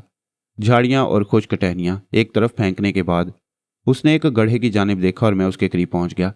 मैंने गड्ढे में झांका और जो कुछ देखा वो बहुत ही खौफनाक था। गड्ढे में एक इंसानी ढांचा नजर आ रहा था। उसका मुंह खुला हुआ था और दांत बाहर झांक रहे थे। यूं महसूस होता था जैसे वो हम दोनों की तरफ देखकर हंस रहा हो। उसकी खोपड़ी में जो सुराख हुआ था उसमें बहुत से हशरातुल अर्ज भरे हुए थे। आंखों की पुतलियां चाटी जा चुकी थीं और खाली गड्ढे नजर आ रहे थे। मुंह में भी तरह तरह के जानवर भरे हुए थे। नसीर दहशत से दोनों हाथ सीने पर रखे खड़ा रहा। उसके हलक से हल्की हल्की आवाजें निकल रही थीं। लाश के धड़ के नीचे चुंटियों का एक ढेर सा दिखाई दिया जो इधर से उधर रेंग रही थीं। नसीर का पूरा जिस्म पसीने में भीग गया और आंखें दहशत से फटी की फटी रह गईं। वह बुरी तरह कांप रहा था और मैं ये महसूस कर रहा था कि अगर उसे थोड़ी देर यहाँ रखा तो उसकी हालत मजीद खराब हो जाएगी। मैंने उसे कुछ कहना चाहा, लेकिन अचानक ही उसके हलक से एक दहशतनाक चीख निकली और वह पलट कर भाग निकला। मैं खामोशी से उसे जाते हुए देखता रहा और अब इस बात में किसी शक की गुंजाइश नहीं थी कि उस लाश का नसीर से गहरा ताल्लुक है। मैं अगर चाहता तो उसकी रूह को तलब करके उससे उसकी कहानी सुन सकता था, लेकिन वकार मियाँ, कुछ असूल होते हैं, कुछ रवाबत होती हैं, कुछ ज़ाब्ते होते हैं और हमें उनकी पाबंदी करना पड़ती है। मौत के बाद किसी की रूह को तकलीफ देना बदतरीन फेल है और इस फेल से जिस कदर इज्तनाब किया जाए बेहतर है, तावक्त ये कि यह ना मालूम हो जाए कि रूह की नौइयत क्या है। जो शख्स उस रूह का शिकार हो रहा है उसकी अपनी शख्सियत क्या है। अगर ज़्यादती किसी रूह की होती है तो फिर हमें उसकी जानिब तवज्जो करना पड़ती है। ये तो एक इंसाफ है जिसकी जिम्मेदारी हम जैसे मामूली लोगों के सुपुर्द कर दी जाती है और हमें यह जिम्मेदारी को निभाने के लिए किस कदर मुश्किलात से गुजरना पड़ता है, तुम इसका तसव्वुर नहीं कर सकते। गर्ज ये कि नसीर का अब वहाँ कोई पता नहीं था और मैं उस लाश को देख रहा था। असूलन मुझे उसके बारे में पुलिस को इतला देनी चाहिए थी, लेकिन बात इस हद तक आगे बढ़ गई थी कि यह सब कुछ भी बेकार था। मैंने वो खुश्क झाड़ियाँ एक बार फिर उस गड्ढे पर ढांक दी और ठंडी सांस लेकर वहाँ से वापस पलट पड़ा। हाँ, पलटने से पहले मैंने उस रूह को फातिहा ख्वानी के जरिए कुछ सुकून पहुँचाने की कोशिश की थी। मेरी ये कोशिश कहाँ तक कारगर रही उसके बारे में मैं नहीं जानता, लेकिन यह एक इंसानी फ़र्ज था जो मैंने पूरा किया। मैं आहिस्ता रवि से चलता हुआ वापस चौधरी अलियास के मकान में पहुंच गया और उसके बाद अपने रिहायशी हिस्से में जो मेरे लिए मखसूस किया गया था। जो कुछ मैंने देखा था उसके बाद इस सिलसिले में फ़ैसला करना ज़रूरी था कि अब मुझे क्या करना चाहिए। बहुत ज़्यादा वक्त भी यहाँ नहीं दे सकता था क्योंकि बहुत से दूसरे ऐसे काम भी थे जो मुझे सर अंजाम देने थे। बाहर तौर शाम तक के हालात मुझे मालूम न हुए। रात को चौधरी अलियास को डॉक्टर के यहाँ जाना पड़ा, इसलिए खाने पर वो मौजूद नहीं थे। दूसरे दिन सुबह अलबत्ता नाश्ते पर जब मैं वहाँ पहुँचा तो चौधरी अलियास ने मुझे खुशखबरी सुनाई और ये खुशखबरी मैंने अपनी आंखों से देखी भी। चौधरी अलियास की टांग का प्लास्टर कट चुका था और डॉक्टर ने उन्हें कुछ हदायत दी थी जिनके तहत उन्हें अभी चंद रोज़ मजीद आराम करना था। पाँव की हड्डी जुड़ चुकी थी और सब कुछ ठीक ठाक था। इस खुशी के आलम में चौधरी अलियास ने मेरी आमद का बड़ा शुक्रिया अदा किया और कहा कि यह सब मेरे कदमों की बरकत है। मैंने हंसते हुए कहा, मियाँ चौधरी अलियास, चंद रोज़ पहले तो तुम्हारे ख्यालात हकीमों के बारे में ज़्यादा बेहतर नहीं थे। माफ़ करना, मैं तुम पर तंज नहीं कर रहा, बल्कि ये अजराह मजाक कहा है। मैंने एक बात आपसे कह दिया हकीम साहब, अकीदत जब शुरू हो जाती है तो उसमें इजाफा ही होता चला जाता है, लेकिन अकीदत के लिए कुछ ना कुछ तहरीक दरकार होती है। वो तहरीक पैदा हो गई, टांग की हड्डी तुड़वा बैठा। आपकी बात मान लेता तो शायद इस हादसे की नौबत ना आती। नहीं मियाँ, ऐसा मत कहो, तकदीर में जो कुछ लिखा होता है वो इसी मानंद होता है। आज वो नहीं आया नाश्ते पर, रात को खाने पर तो क्योंकि मैं खुद भी मसरूफ़ था, पता नहीं क्या कैफियत है उसकी। अभी तक अपने कमरे ही में कैद है, मालूम करा लो। मैंने कहा और चौधरी अलियास ने अपने एक मुलाजिम को नसीर के कमरे की जानिब भेजा। मुलाजिम ने आकर बताया कि नसीर दरवाज़ा नहीं खोल रहा और कह रहा है कि भाग जाओ, वो किसी से मिलना नहीं चाहता। दोपहर को मैंने भी कोशिश की, लेकिन नसीर ने दरवाज़ा नहीं खोला। चौधरी अलियास और उसकी बीवी मुतफिक्र नजर आने लगे। चौधरी अलियास ने कहा, कल तो उसकी हालत बहुत बेहतर थी, आज ना जाने क्या हो गया। सुबह से नाश्ता भी नहीं किया और दोपहर के खाने पर भी गायब है। उसे पुरसुकून रहने दो, वक्त गुजारने दो। वैसे अलियास, मैं तुमसे कुछ तन्हाई में गुफ्तगू करना चाहता हूँ। बेगम साहिबा बेचारी परेशान हो गई थी। उन्हें गालिबन मेरी संजीदगी से कोई खौफ पैदा हो गया था, लेकिन बाहर तौर खौफ की बात थी। मामला जो था वो अब मेरे इल्म में आ चुका था और इस सिलसिले में जैसा कि मैं पहले बता चुका हूँ कि नाइंसाफ़ी की तवक्को रखना फजूल है। मेरे सुपुर्द कुछ और जिम्मेदारियाँ हैं जिन्हें अंजाम देना तो ज़रूरी है। वकार मियाँ, तुम यकीन करो कि मैंने इसके बाद से, जबकि मैंने कहा था कि इंसानों को मेरी ज़ात से कोई तकलीफ़ नहीं होगी, यही कोशिश की है कि इंसानों को मेरी ज़ात से कोई तकलीफ़ ना हो, ख्वाह वो आलमे अरवाह में हो या आलमे वजूद में। बाहर तो और वक्त गुजरता गया। मुझे यह फैसला करना था कि मुझे क्या करना चाहिए। चौधरी अलियास की बीवी चली गई तो मैंने चौधरी अलियास से कहा, चौधरी साहब, मैं जो कुछ कह रहा हूँ एक बार फिर आपको उससे नागवारी का एहसास होगा, लेकिन यह समझ लीजिए कि यह सब कुछ इंतहाई ज़रूरी है। नहीं हकीम साहब, आपकी किसी बात से मैं नाराज़ नहीं हूँगा, फरमाइए क्या बात है। मैं आपको पहले भी बता चुका हूँ, वो सिर्फ स्टूडेंट रहा है, लाहौर में पढ़ता रहा है, यहाँ आता जाता रहता था। बड़े आराम की ज़िंदगी गुजारी है उसने, बड़ा पुरसुकून था। बस कुछ अरसे के अंदर अंदर उसकी ये कैफियत हुई। जितना वक्त मैं आपको बता चुका हूँ उससे ज़्यादा नहीं गुजरा। उसकी किसी से दुश्मनी थी? मेरे इल्म में नहीं है। मजाज का कैसा था वो, तीखा या नरम मजाज? दरमियाना था, कभी कोई ऐसी बात सामने नहीं आई। लड़ाई झगड़ा भी नहीं करता था, किसी से कोई दुश्मनी भी नहीं थी। मगर आप ये सवाल क्यों कर रहे हैं? बस इस काम के सिलसिले में मुझे इन सवालात की ज़रूरत पेश आ गई थी। आपके ख्याल में मुश्तिल होकर किसी को कोई नुकसान तो नहीं पहुंचा सकता? मेरा ख्याल है कि नहीं। बात दरअसल यह है कि तालीमी दौर के बारे में मालूमात हासिल करने के लिए लाहौर जाना पड़ेगा, छानबीन करनी पड़ेगी, और इस काम से मैं माजरत खाऊं, लेकिन मैं कोशिश करूंगा कि नसीर अपनी ही जुबान से कुछ बता दे। क्या? चौधरी अलियास ने दहशतज़दा लहजे में पूछा। ये तो मैं भी नहीं जानता। आज ही कोशिश करूंगा और आज नहीं तो कल फिर इस कोशिश में ज़रूर कामयाब हो जाऊंगा। उस दिन मैंने कोई कोशिश ना की, अलबत्ता रात को मुझे कुछ वज़ाइफ पढ़ना पड़े थे जो आधी रात के करीब तक पढ़ने थे। वज़ाइफ की तकमील के बाद मैं आराम से सो गया। मैं तो सिर्फ एक हकीकत को सामने लाने का ख्वाहिशमंद था। ये मुझे नहीं मालूम था कि हकीकत क्या होगी और इसके बाद उसके नतीजे क्या ज़ाहिर होंगे। बाहर तौर मुझे अपनी इस कोशिश में कामयाबी हो गई। दूसरी सुबह नसीर नाश्ते की मेज़ पर मौजूद था, लेकिन चेहरा हल्दी की तरह जर्द हो रहा था। आंखों से खौफ और दहशत टपक रही थी और उसकी माँ की हालत काफ़ी ख़राब हो रही थी। चौधरी अलियास भी परेशान था। उसने नसीर को देखते हुए कहा, क्या बात है बेटा, रात को कुछ तबीयत बिगड़ गई थी? हाँ, कुछ तबीयत खराब हो गई है मेरी, उसने चोर निगाहों से मुझे देखते हुए कहा। दोपहर के खाने के बाद कुछ देर बैठेंगे नसीर, कहीं जाना नहीं, मैंने कहा। उसने निगाहें उठाकर मुझे देखा और खामोश हो गया। दोपहर के खाने पर भी वो हमारे साथ था और उसने कहीं फरार होने की कोशिश नहीं की थी। खाने से फरागत हासिल करने के बाद मैंने उससे कहा, नसीर, थोड़ी देर के बाद तुम अपने अब्बू के कमरे में पहुंच जाना। वो खामोशी से उठकर बाहर चला गया। मैं चौधरी अलियास का चेहरा देखने लगा। चौधरी अलियास के चेहरे पर भी किसी किस्म के परेशानी के आसार नजर आ रहे थे। बेगम साहिबा भी डरी हुई थी। मैं चौधरी अलियास के कमरे में उनके साथ पहुंच गया। बेगम साहिबा भी साथ साथ आ गईं। क्या बात है हकीम साहब, कोई ख़ास बात है? आपने नसीर को किसी खास वजह से बुलाया है? मैंने तुमसे कुछ सवालात किए थे अलियास, उनके माजी के बारे में तुम तो जवाबात ना दे सके, लेकिन मेरे पास और कोई जरिया नहीं है सिवाय इसके कि नसीर अलियास मुझे खुद ही अपना माजी बताए। माजी? चौधरी अलियास का लहजा किसी कदर खौफजदा हो गया। काफ़ी देर इसी तरह गुजर गई। हम लोग नसीर का इंतज़ार करते रहे। बेगम साहिबा ने कहा, वो आया नहीं अभी तक, मैं उसे बुला कर लाऊं? नहीं, आप बैठी रहीं, आता होगा। मैंने मुतमईन लहजे में कहा। चौधरी अलियास ने कहा, अगर आप मुनासिब समझें तो इन्हें जाने दें। औरत हैं, शायद कोई बात बर्दाश्त न कर पाएं। नहीं, इनका बैठे रहना मुनासिब है, मैंने जवाब दिया। और अभी मेरा यह जवाब पूरा नहीं हुआ था कि दरवाजे से मुझे नसीर अंदर दाखिल होता हुआ नजर आया। कैफियत पहले से मुख्तलिफ नहीं थी, डरा डरा और सहमा सहमा सा था। बदन पर हल्की हल्की लर्जिशें भी तारी थीं। बेगम साहिबा की आंखों में आंसू आ गए। उन्होंने ममता भरे लहजे में कहा, नसीर मेरे बच्चे, क्या हो गया है तुझे? मेरे लाल, क्या हो गया है तुझे? कैसे ठीक होगी तेरी तबीयत? हकीम साहब, आपने अभी दवा इलाज तो शुरू नहीं किया। एक दिन दवा दी थी आपने तो इसकी हालत बेहतर नजर आने लगी थी। खुदा के लिए मेरे बच्चे को जल्द से जल्द तंदुरुस्त कर दें। आपका बड़ा एहसान होगा हम पर। मैंने बेगम साहिबा की बात का कोई जवाब नहीं दिया और सर्द लहजे में नसीर से कहा कि वो बैठ जाए, तो मुजरिमों की तरह गर्दन झुकाकर बैठ गया। चंद लम्हात खामोशी के बाद मैंने कहा, नसीर, मुझे यकीन है कि तुम मेरे सामने सच बोलने की तैयारियां करके आए हो।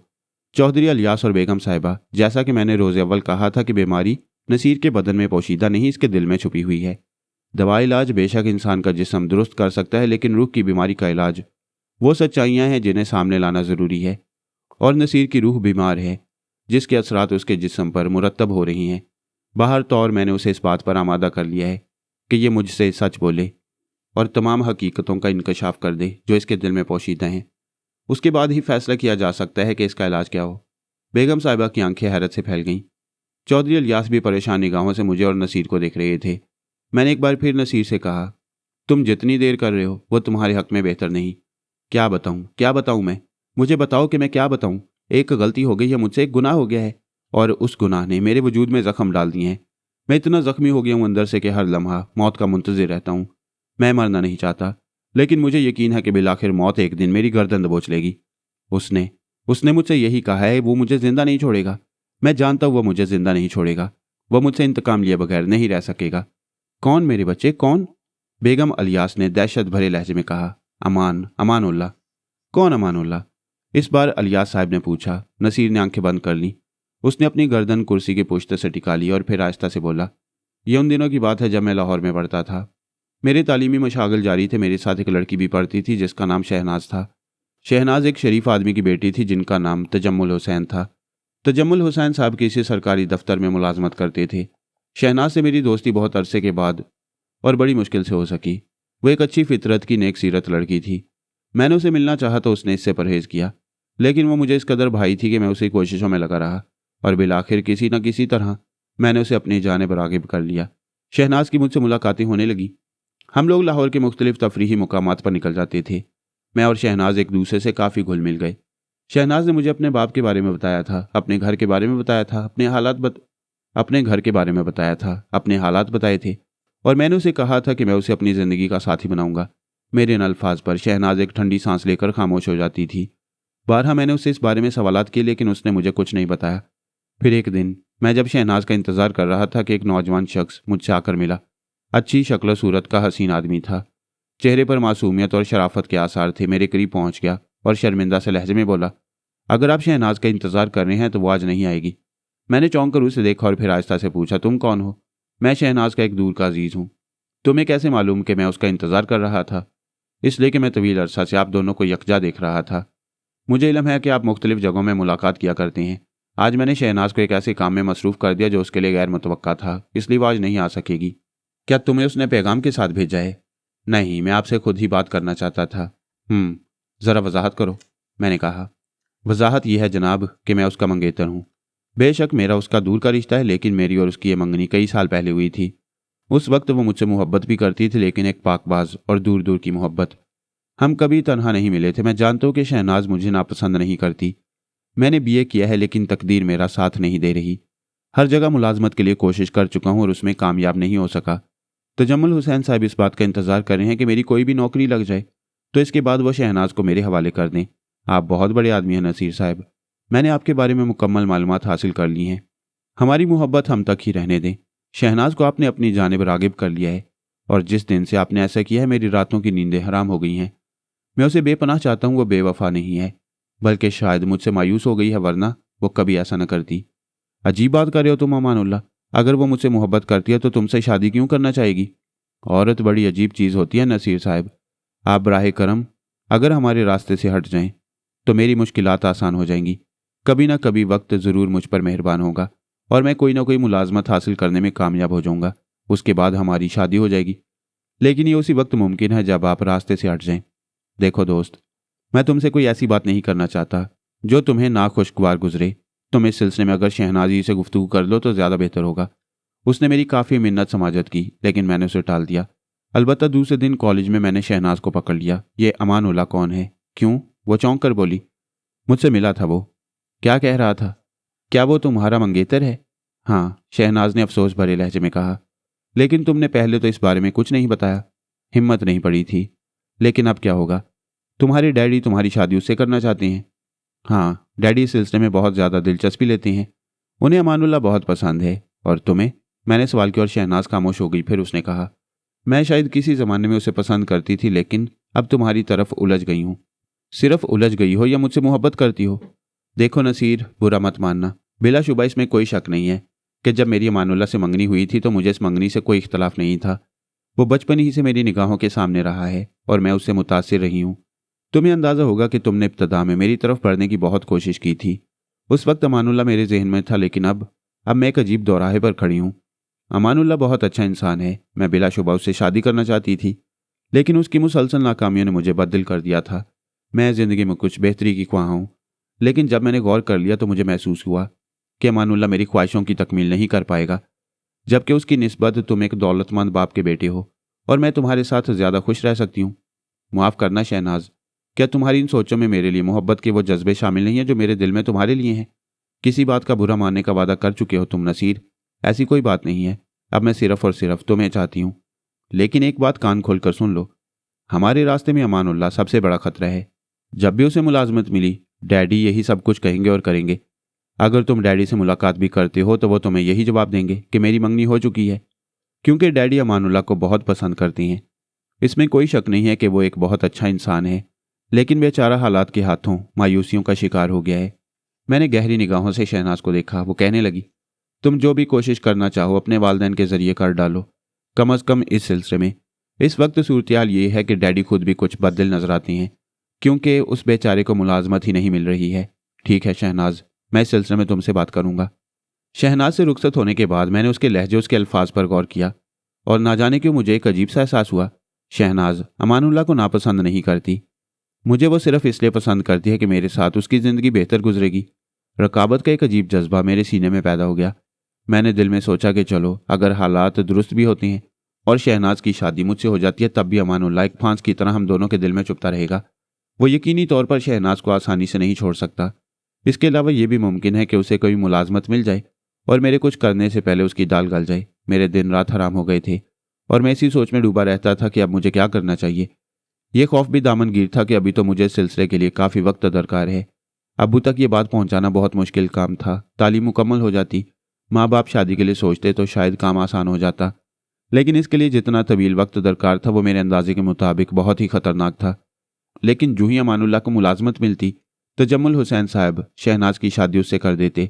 बहुत गौर करता रहा, बहुत सोचता रहा। फिर एक दिन मैंने अमानुल्लाह से इस मौजू पर बात की। खुद ही जानबूझकर उसे तलाश किया और वो मिल गया। मैंने उसे कहा, देखो अमानुल्लाह, असूली तौर पर तुम्हें शहनाज का तस्वुर तर्क कर देना चाहिए। काश मैं ऐसा कर सकता नसीर साहब। मैंने बहुत कोशिश की है। इस दौरान मैं मुसलसल इन कोशिशों में मसरूफ़ रहा हूँ। मैं जानता हूँ कि मैं उसके लिए कुछ नहीं कर सकता, लेकिन मैं उसे मोहब्बत करता हूँ और शायद ये मोहब्बत कभी मेरे दिल से जुदा ना हो पाए, लेकिन वह मुझे चाहती है। हो सकता है ऐसी बात हो, लेकिन मेरा दिल उसकी गवाही नहीं देता। एक बात आप भी कान खोलकर सुन लीजिए नसीर साहब, वो आपसे ज़्यादा अपने बेहतर हालात को चाहती है। अगर आज ये बेहतर हालात मुझे मुहैया हो जाएं तो आप यकीन फरमाइए कि वो आपसे बहुत दूर हो जाएगी। ठीक है, हो सकता है ऐसा हो। बाहर तौर अमानुल्लाह, मैंने तुमसे अपने दिल की बात कही। अब उसके बारे में जो भी फैसला करो, तुम्हारी अपनी जिम्मेदारी है। मैं माजरत चाहता हूँ, मैं इस सिलसिले में कोई कदम आगे नहीं बढ़ा सकता, लेकिन अगर हालात खुद ब खुद मेरे हक में साजगार हो जाएं तो आपको एक अच्छे इंसान की तरह मेरा रास्ता छोड़ देना होगा। उस वक्त तो कोई खास बात नहीं हुई, लेकिन रात भर में शदीद उलझनों का शिकार रहा।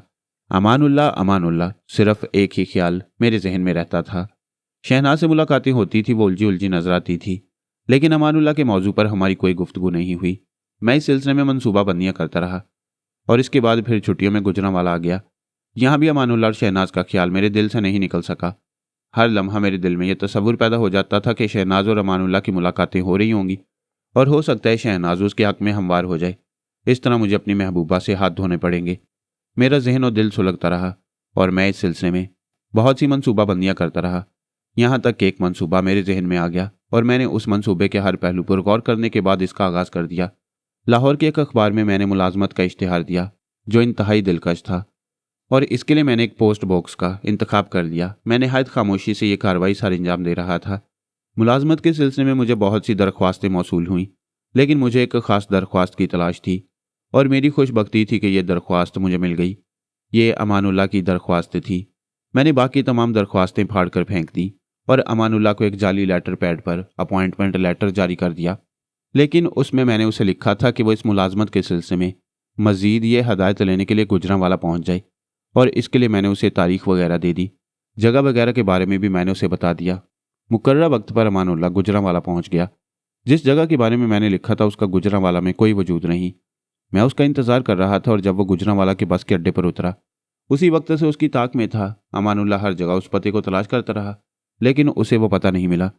तभी अचानक मैं उसके सामने आया और वह मुझे देखकर उछल पड़ा। उसने परेशानी के आलम में मुझसे वो पता पूछा और मैं अपने साथ उसे उस तरफ ले आया। यहाँ आकर मैंने उसे कहा, इस पते पर तुम्हें किससे मिलना है अमानुल्लाह?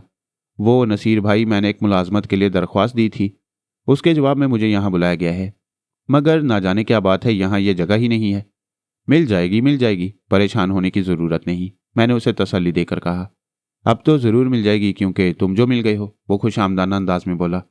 और सुनाओ, शहनाज का क्या हाल है? वो तो ठीक है, बस इन दिनों कुछ परेशान है। क्यों? मैंने चौंक कर पूछा। अजीब सी बात है नसीर, शहनाज के और मेरे सितारे एक हैं। हम दोनों एक दिन के पैदाइश हैं। मेरे और उसके शाने पर एक जगह एक जैसे तिल हैं और वो मुझे और मैं उसे चाहता हूँ। वो भी तुम्हें चाहती है? बेशक, लेकिन क्या? एक वाकया सुनाऊँ तुम्हें नसीर भाई। एक शाम हम रावी में कश्ती की सैर कर रहे थे। शाम ज्यादा हो गई और वापस आए तो हमें एक बाबा जी मिले। हमें देखकर पहले हंसे फिर बसोरने लगे। हमने समझा पागल है, मगर वो पागल न थे। कहने लगे, तुम्हारी तकदीर भी अजीब है, मिले हो बिछड़ जाओगे, बिछड़ोगे मिल जाओगे। वाह भाई वाह। बाबा जी की बात को उस वक्त हम दोनों ने ही पागलपन समझा, मगर ना जाने क्यों अब मुझे इस बात में कुछ वजन महसूस होता है। कैसा वजन? मुझे कोई मुलाजमत नहीं मिल रही और शहनाज के वालिद उसकी शादी करना चाहते हैं। इन हालात में यही लग रहा है कि शायद उसकी आवाज़ भी भर आ गई। वो क्या कहती है?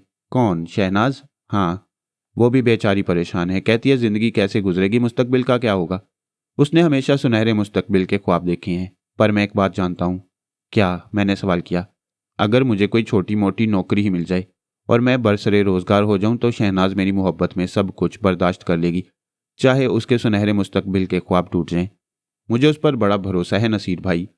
वो मेरे साथ हर तरह के हालात में गुजारा ज़रूर कर लेगी। अब आप ऐसा करें नसीर भाई कि मुझे उस पते पर पहुंचा दें ताकि मेरा मसला हल हो जाए, वरना मैं तो मायूस हो गया हूं। पता नहीं कैसा उलझा हुआ पता दिया गया है मुझे, मिल ही नहीं रहा। मेरी आंखों में आग सुलग रही थी और मैं इस तस्वुर से झुलसा जा रहा था कि अगर वाकई अमानुल्लाह को नौकरी मिल गई तो शहनाज मेरे हाथ से निकल जाएगी। मैंने जो मनसूबाबंदी की थी वो मेरी फितरत के ऐन मुताबिक नहीं थी, लेकिन अब इसके सिवा कोई चारेकार भी नहीं था कि मैं अपने मुस्तकबिल के लिए अमानुल्लाह का खून कर दूं। मैंने प्लानिंग ही ये की थी। चुनाचे मैं उसे बरगद के उस दरख्त के पास ले आया जिसकी जड़ में मैंने एक कुल्हाड़ी छुपाई हुई थी। मैंने अमानुल्लाह को वहां बिठाकर कहा कि ज़रा मुझे वो पता दिखाए, मैं गौर करता हूँ। और अमानुल्लाह सादगी से बैठ गया। मैंने हाथ बढ़ाकर कुल्हाड़ी उठाई और फिर कुल्हाड़ी का पिछला हिस्सा पूरी कुव्वत से उसकी खोपड़ी पर दे मारा। मेरे एक ही वार ने उसका काम तमाम कर दिया। हकीम साहब, उसके दोनों हाथ फैल गए। दिमाग पर चोट लगी थी, इसलिए चंद ही लम्हों में वो जाँ बहक हो गया। मैंने इस काम से फरागत हासिल करके पहले कुल्हाड़ी साफ की और इसके बाद पहले से तैयार किए हुए गड्ढे में अमानुल्लाह की लाश डाल दी। थोड़ी देर बाद जो मिट्टी दस्तयाब हो सकी वो मैंने उस पर डाल दी और फिर कांटेदार झाड़ियों से उस लाश को ढक दिया। बाद में उस कुल्हाड़ी को अपने लिबास में छुपाकर वापस आ गया। मेरा दिल खुशी से भरा हुआ था कि अब अमानुल्लाह का कांटा दरमियान से निकल गया, लेकिन ना जाने क्यों मुझे वापस आते हुए ये महसूस हो रहा था कि कोई मेरे कदम से कदम मिलाकर चल रहा है। मैं चौंक कर इधर उधर देखने लगता था लेकिन कोई नजर नहीं आता था। मैंने सोचा कि यह मेरा एहसास है क्योंकि मैंने एक इंसान को कत्ल किया है। कुल्हाड़ी अपनी जगह छुपाने के बाद मैं अपने सोने के कमरे में आ गया, नहाया धोया और चादर ओढ़कर बिस्तर पर लेट गया। न जाने कितनी देर इसी तरह गुजर गई। मैं कुछ गनूदगी के आलम में था कि किसी ने मेरा पांव पकड़कर हिलाया। मैं चौंक कर उठ बैठा लेकिन मेरे कमरे का दरवाज़ा तो अंदर से बंद था। जबकि पाँव इतनी जोर से हिलाया गया था कि अभी तक मुझे उस पर हाथों का लम्स महसूस हो रहा था। मैंने दहशत भरी निगाहों से इधर उधर देखा, लेकिन कोई मौजूद नहीं था। बस यूं समझ लें हकीम साहब के खौफ की एक लहर मेरे रगों पैर में दौड़ गई। ये सब क्या है? कदमों की वो चाप कैसी थी जो मेरे साथ साथ सफ़र करते हुए मेरे मकान तक आई? और फिर मेरा पाँव पकड़कर हिलाने वाला कौन था? मैं यही सोचता रहा। रात का खाना भी ना खाया गया, भूख मर चुकी थी। तबीयत की खराबी का बहाना कर दिया। रात को अपने कमरे में जाते हुए डर लग रहा था, लेकिन मैं हिम्मत करके अपने बिस्तर पर पहुंच गया। मैं बिस्तर पर सो रहा था कि अचानक मुझे यूं महसूस हुआ जैसे मेरी चारपाई जोर से हिली है। मैं दहशत से उठकर बैठ गया। इधर उधर देखा, लेकिन कमरे में खामोशी और सन्नाटे के अलावा कुछ नहीं था। फिर उस सन्नाटे में एक सरकोशी उभरी। नसीर, मैंने तेरा क्या बिगाड़ा था? तूने क्यों मेरी जिंदगी छीन ली? मैं तुझे छोड़ूंगा नहीं नसीर, तुझसे बदला जरूर लूंगा। यह आवाज़ अमानुल्लाह के अलावा किसी की नहीं थी। मैंने बखूबी उस पर गौर किया था। वही अमानुल्लाह जिसे मैंने अपने हाथों से मौत की नींद सुला दिया था। हकीम साहब, वो मुझसे कह रहा था कि वो मुझसे बदला लेगा। और इसके बाद हकीम साहब, मैं रात भर सो ना सका। सुबह को नाश्ते की मेज़ पर पहुंचा तो भूख का नामो निशान भी नहीं था। हालांकि रात का खाना भी नहीं खाया था। पता नहीं मैदे को क्या हो गया था। एक निवाला हलक में रखता तो उलटने लगता। पूरा दिन गुजर गया। रात के तस्वुर ही से मुझे खौफ महसूस होता। फिर रात को मैं अपने कमरे में आ गया और सारी रात मुझे वही आवाज़ें सुनाई देती रहीं। खौफ से मेरी घिघी बन गई, लेकिन किसी से कुछ कह भी नहीं सकता था। जो सच था वो सच ही था, और हकीम साहब इस तरह मेरी भूख मर गई। मैं अजीबोगरीब एहसासात का शिकार होकर रह गया। घर में दाखिल होने लगता तो घर का दरवाज़ा खुला लगता। कमरे में पहुंचता तो रात को खुद दरवाज़ा बंद कर लेता, लेकिन सुबह को जब आंख खुलती तो दरवाज़ा खुला हुआ मिलता। खिड़कियां बजती थी, चीज़ें इधर से उधर हो जाती थीं, और मैं दहशत से मरा जाता था। कई बार मैंने अपने कमरे का दरवाज़ा खोलकर किसी को अंदर आते हुए देखा, लेकिन इसके बाद वो साया गुम हो जाता। मैं जानता हूं कि वो कौन है। वो अमानुल्लाह है, सिर्फ अमानुल्लाह, जिसकी रूह इंतकाम की प्यास से तड़प रही है। हकीम साहब, खाने की मेज़ पर पहुंचता हूं तो खाया नहीं जाता। कोई भी काम करता हूं तो दिल ही नहीं लगता उसमें। बस ये है मेरी हालत। इससे ज़्यादा आप और क्या पूछना चाहती हैं? जो कुछ था मैंने आपके सामने बयान कर दिया। नसीर ये कहानी सुना रहा था और चौधरी अलियास का चेहरा हल्दी की तरह जर्द हो गया था। बेगम अलियास आंखें फाड़े पत्थर के बुत की तरह साकित बैठी हुई थी, और मैं हमदर्दाना निगाहों से उन दोनों को देख रहा था। मैं जानता हूं कि उन माँ बाप के दिल पर क्या बीत रही होगी, जो आज तक अपने बेटे को एक पुरस्कार बीमारी का शिकार समझ रहे थे, और अब उन्हें मालूम हुआ था कि बिलाशुबा ये बीमारी बाहर की नहीं बल्कि अंदर की बीमारी थी। चौधरी अलियास हमेशा गुरूर का बोल बोलते थे, और आज उनका गुरूर चिकनाचूर हो गया था। नसीर अलियास जैसे ये कहानी सुनाने के बाद खुद को पुरसकून महसूस कर रहा था। उसने आंखें बंद कर ली थीं और गहरी गहरी सांसें ले रहा था। तभी चौधरी अलियास की भराई हुई आवाज़ उभरी, ये तूने क्या किया नसीर? गंदे खून, ये तूने क्या किया कमीने? मैं तो सोच भी नहीं सकता था कि मेरी नस्लों में कोई कातिल भी पैदा हो सकता है। जज्बात के हाथों शिकार होकर तूने एक इंसान की जान ले ली। नसीर, खुदा तुझे गारत करे, तेरा सत्यानाश। तू इतना जलील निकलेगा मैंने ख्वाब में भी नहीं सोचा था। नसीर, तूने मेरी तमाम आरजुओं को मलियामेट कर दिया। आह हकीम साहब, ये क्या सुनवा दिया आपने मुझे? ये कमबख्त तो अपने गुनाह का शिकार हुआ ही है। मैं अपने आप को कैसे मुआफ कर सकूंगा? मैंने तो जिंदगी में कभी किसी कुत्ते को पत्थर भी नहीं मारा। मेरी नस्ल में एक कातिल कैसे पैदा हो गया हकीम साहब? अचानक ही बेगम अलियास ने एक चीख मारी और दिल पकड़कर नीचे गिर पड़ी। हम दोनों ही उनकी जानिब मुतवज्जा हो गए। नसीर पशेमान निगाहों से एक एक की सूरत देख रहा था। बेगम अलियास की हालत काफ़ी ख़राब हो गई और उनके लिए एक डॉक्टर को बुलाना पड़ा। गुजरांवाले ही के एक डॉक्टर को तलब किया गया और उसे यह बताया गया कि अचानक एक बुरी खबर सुनकर बेगम अलियास का ये हाल हुआ है। बाहर तो और डॉक्टर अपनी जैसी कार्रवाइयाँ करके चला गया। बेगम अलियास होश में तो आ गई थी, लेकिन उनके मुंह से बार बार यही अल्फाज निकल रहे थे, ये तूने क्या किया नसीर? ये तूने क्या किया? तो इतना बड़ा गुनाहगार है? कैसे? आखिर कैसे? मेरी कैफियत कुछ अजीब सी हो गई थी। मैं यहाँ एक मौलिज की हैसियत से आया था, लेकिन 100% उनके घरेलू मामलात में फंस गया था। और अब नसीर अलियास ने जो कहानी सुनाई थी वो बड़ी दिलदोज थी। एक इंसान की मजबूरी की कहानी इस दास्तान में छुपी हुई थी, और मुझे खुद भी बेचारे मानुल्लाह से बहुत हमदर्दी महसूस हो रही थी। अगर उसकी रूह भटक रही है, अगर वह नसीर अलियास से अपना इंतकाम लेना चाहता है तो कौन सी गलत बात है? उसके खानदान को भी तो तबाह बर्बाद कर दिया गया था, उसके अरमानों का भी तो खून कर दिया गया था। ना जाने कैसी कैसी आरजुएं होंगी उसकी, ना जाने कैसी कैसी ख्वाहिशें होंगी उसके अहले खानदान के दिल में। ना जाने उसका बाप उसके लिए कैसे कैसे ख्वाब देखता होगा, और किन किन मुसाइब से गुजर कर उसने अपने बच्चे को पाल पोस कर जवान किया होगा। एक वैशी के हाथों से अमानुल्लाह जिंदगी से हाथ धो बैठा था। वो वैशी किसी भी तरह रहम का मुस्तहिक नहीं था। उसने अपने मतलब के लिए कितना बड़ा धोखा किया था अमानुल्लाह के साथ, ये बात सोचने के काबिल थी। आज अगर नसीर इलियास की यह हालत है तो उससे हमदर्दी नहीं की जा सकती। वो इसी काबिल है, 100% इसी काबिल है। लेकिन मामला दो ऐसे इंसानों का भी था जो इस मामले में बराह रास्त मुलविस नहीं थे। ये थे चौधरी इलियास और उनकी बीवी। दोनों के चेहरे बुरी तरह उतर गए। चौधरी इलियास तो हर वक्त चकराए रहते थे। मैं सोच रहा था कि अब कब तक इनके साथ रहूंगा। गर्ज ये कि अब यह मामला अजीबोगरीब नौयत इख्तियार कर गया था। चौधरी इलियास मुझे चोर निगाहों से देखा करते थे। उनका वो तमाम गुरूर, वो तमाम शान मिट गई थी। जिस अंदाज में गुफ्तगू करते थे वह बिल्कुल तब्दील हो गया। मेरे लिए खाना आ जाता था, नाश्ता और चाय वगैरह भी आ जाती थी।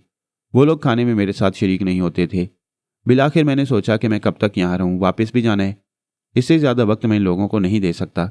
अब भला नसीर इलियास का क्या सवाल पैदा होता था। दवाओं में उसका इलाज नहीं था और बाकी कोई तरकीब किसी के जहन में नहीं आती थी। बिलाखिर मैंने चौधरी इलियास से इस सिलसिले में बात की। वो उस वक्त अपनी ड्योढ़ी में बैठे हुए हुक्के की नए हाथ में लिए गहरी सोच में गुम थे। मैं उनके पास पहुंच गया और उन्होंने बड़े एहतराम से मुझे मुंडे पर बैठने की पेशकश की। मैं बैठ गया। मैंने कहा, चौधरी साहब मेरे लिए क्या हुक्म है। जवाब में चौधरी इलियास की आंखें डुबडुबा आई थीं। उन्होंने गमालूद लहजे में कहा, हकीम साहब कुछ समझ में नहीं आता कि क्या करूं। जी चाहता है खुदकुशी कर लूं, मगर यह भी दीन में हराम है। न जाने क्या क्या बुरी बातें कर चुका हूं, अब उनसे बचना चाहता हूं। मुझे याद है हकीम साहब, मुझे बहुत कुछ याद है। आपने कहा था कि मैं लंदन नहीं जा सकूंगा और मैं लंदन नहीं जा सका। मैंने आपकी हिकमत का मजाक भी उड़ाया था। हकीम साहब मुझे माफ़ कर दें, मुझे माफ़ कर दें हकीम साहब। ये सोच लें कि एक गमज़दा बाप की कैफियत क्या होगी। ये भी सोचता हूँ कि वह मजलूम जिसका सहारा छिन गया मुझसे ज़्यादा मजलूम होगा। आज तक वो अपने बेटे की वापसी का मुंतज़िर होगा। हकीम साहब दिल चाहता है कुएं में कूद कर जान दे दूँ। मुझे मशवरा दीजिए हकीम साहब, मैं क्या करूँ। खुदा से मदद मांगिए चौधरी इलियास साहब, भला मैं इस सिलसिले में क्या कर सकता हूँ। हकीम साहब, अगर पुलिस को इस मामले की खबर हो गई तो नसीर इलियास को गिरफ्तार कर लिया जाएगा, हमारा खानदान रुस्वा हो जाएगा और वो सब खुदकुशी से बदतर होगा। बताइए तो सही, क्या इज्जत रह जाएगी हमारी। ये तो 100% पुलिस केस है। हाँ है तो सही। हकीम साहब, क्या आप हम पर रहम कर सकती हैं। चौधरी इलियास ने दिल की बात कह दी और मैं चौंक कर उसे देखने लगा। मैं समझा नहीं चौधरी इलियास, क्या आप किसी को ये नहीं बताएंगे कि नसीर इलियास कातिल है और उसने एक इंसान की जिंदगी ले ली है। मैं चंद लम्हात खामोश रहा, फिर मैंने कहा, एक शरीफ शहरी, एक अच्छे इंसान और एक वाकिफकार की हैसियत से होना तो यही चाहिए चौधरी साहब कि मैं इस बारे में पुलिस को इतला दे दूं। अगर मैं इस जिम्मेदारी से चश्मपोशी करूंगा तो ये गुनाह मेरे दिल तक पहुंच जाएगा। लेकिन चौधरी साहब, आपकी और आपकी बेगम की सूरत देखकर दिल में यह भी एहसास पैदा होता है कि एक खानदान तो दुखों का शिकार हो गया, दूसरे खानदान को भी अब ये दुख लगने वाले हैं। देखिए चौधरी साहब, ज़मीर के खिलाफ मैंने कभी कोई काम नहीं किया, लेकिन यह पहला काम मैं ज़मीर के खिलाफ करना चाहता हूँ। आप इत्मीनान रखिए, मैं पुलिस को इस बारे में इतला नहीं दूंगा और जो कुछ मैं कहता हूँ वही करता हूँ। बात यह नहीं है कि आपके लिए ये गुनाह करना चाहता हूँ, बस इसमें कुछ मसलहतें पोशीदा है और ये मुझ पर लाजिम नहीं है कि मैं पुलिस को इस बारे में इतला दूँ। आप इत्मीनान रखिए, मैं बुखारी साहब को भी ये बात नहीं बताऊंगा। मैंने कहा। चौधरी साहब की आंखों से आंसू टपक पड़े। उन्होंने कहा, मैं जानता हूँ यह हादसा उस खानदान को ख़त्म कर देगा, हम सब उस आग में जलकर राख हो जाएंगे। एक मजलूम की आह बेअसर नहीं होती। अमानुल्लाह वाकई मजलूम था। मैं इस गुनाह का अजाला कैसे कर सकता हूँ हकीम साहब। कोशिश करूंगा कि इस गुनाह का अजाला करूं। हालांकि ये सब कुछ बहुत बुरा होगा, लेकिन इंसान हूं, गुनाहों का पुतला हूं। खुदा से मदद मांगूंगा। गो कसूर मेरा नहीं है, लेकिन औलाद का कसूर तो है। हकीम साहब, आप बुजुर्ग आदमी हैं, वादा कर चुके हैं, खुदा के लिए मेरी मदद करें। मजलूम माँ बाप की मदद करें। मेरी बीवी का हाल तो आप देख ही चुके हैं। वो औरत है, मैं नहीं जानता कि वो कब तक अपनी जुबान बंद रख सकेगी।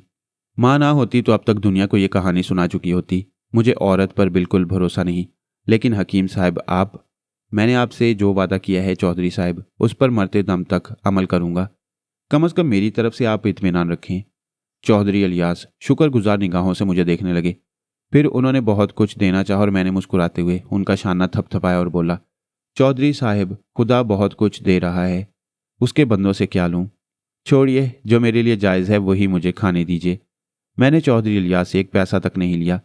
बाहर तो और वह बेचारे मुझे छोड़ने के लिए बस अड्डे तक आए और मैं बस में बैठकर मुल्तान चल पड़ा। मैं जानता था कि नसीर इलियास के सिलसिले में मैं कुछ भी नहीं कर सकता। ये बात मैंने पहले ही कह दी थी। वकार मियाँ के उसका रोग जिस्मानी नहीं बल्कि दिली है और दिल के मर्ज के लिए दवा की नहीं, दुआ और अमल की ज़रूरत है। वापस अपने घर पहुंच गया और दूसरे दिन बुखारी साहब मेरे पास आ गए। बेचारे हमेशा ही मेरा ख्याल रखते थे। कहने लगे, वाह हकीम साहब, खामोशी से गुजरावाला से वापस आ गए और हमारे पास आए तक नहीं। आज शाम को हाजिर होने वाला था। अच्छा, हाँ तो कहिए नसीर इलियास का क्या इलाज शुरू किया आपने। मैंने तो पहले ही कह दिया था बुखारी साहब कि बीमारी उसके बदन को नहीं दिल को है, और जब तक वो दिल की बात जुबान पर नहीं लाएगा उस बीमारी के बारे में कुछ नहीं कहा जा सकता। वैसे भी यहाँ सब कुछ हुआ, मैं चौधरी साहब से कह आया हूँ कि अगर नसीर इलियास के दिल की बात सामने आ जाए तो फिर उसका इलाज किया जा सकता है, वरना यह सब कुछ मुश्किल है। आपके ख्याल में क्या बात हो सकती है? अल्लाह ही बेहतर जान सकता है बुखारी साहब, किसी के दिल में तो दाखिल नहीं हुआ जा सकता। बुखारी साहब मुस्कुराती निगाहों से मुझे देखते रहे, फिर बोले, ना जाने क्यों असगर अली साहब, बाज़-औक़ात दिल कहता है कि आप दिलों के अंदर रहने वाले हैं। यह आपकी मोहब्बत है बुखारी साहब, इससे ज़्यादा मैं और क्या कह सकता हूँ, मैंने कहा और खामोश हो गया।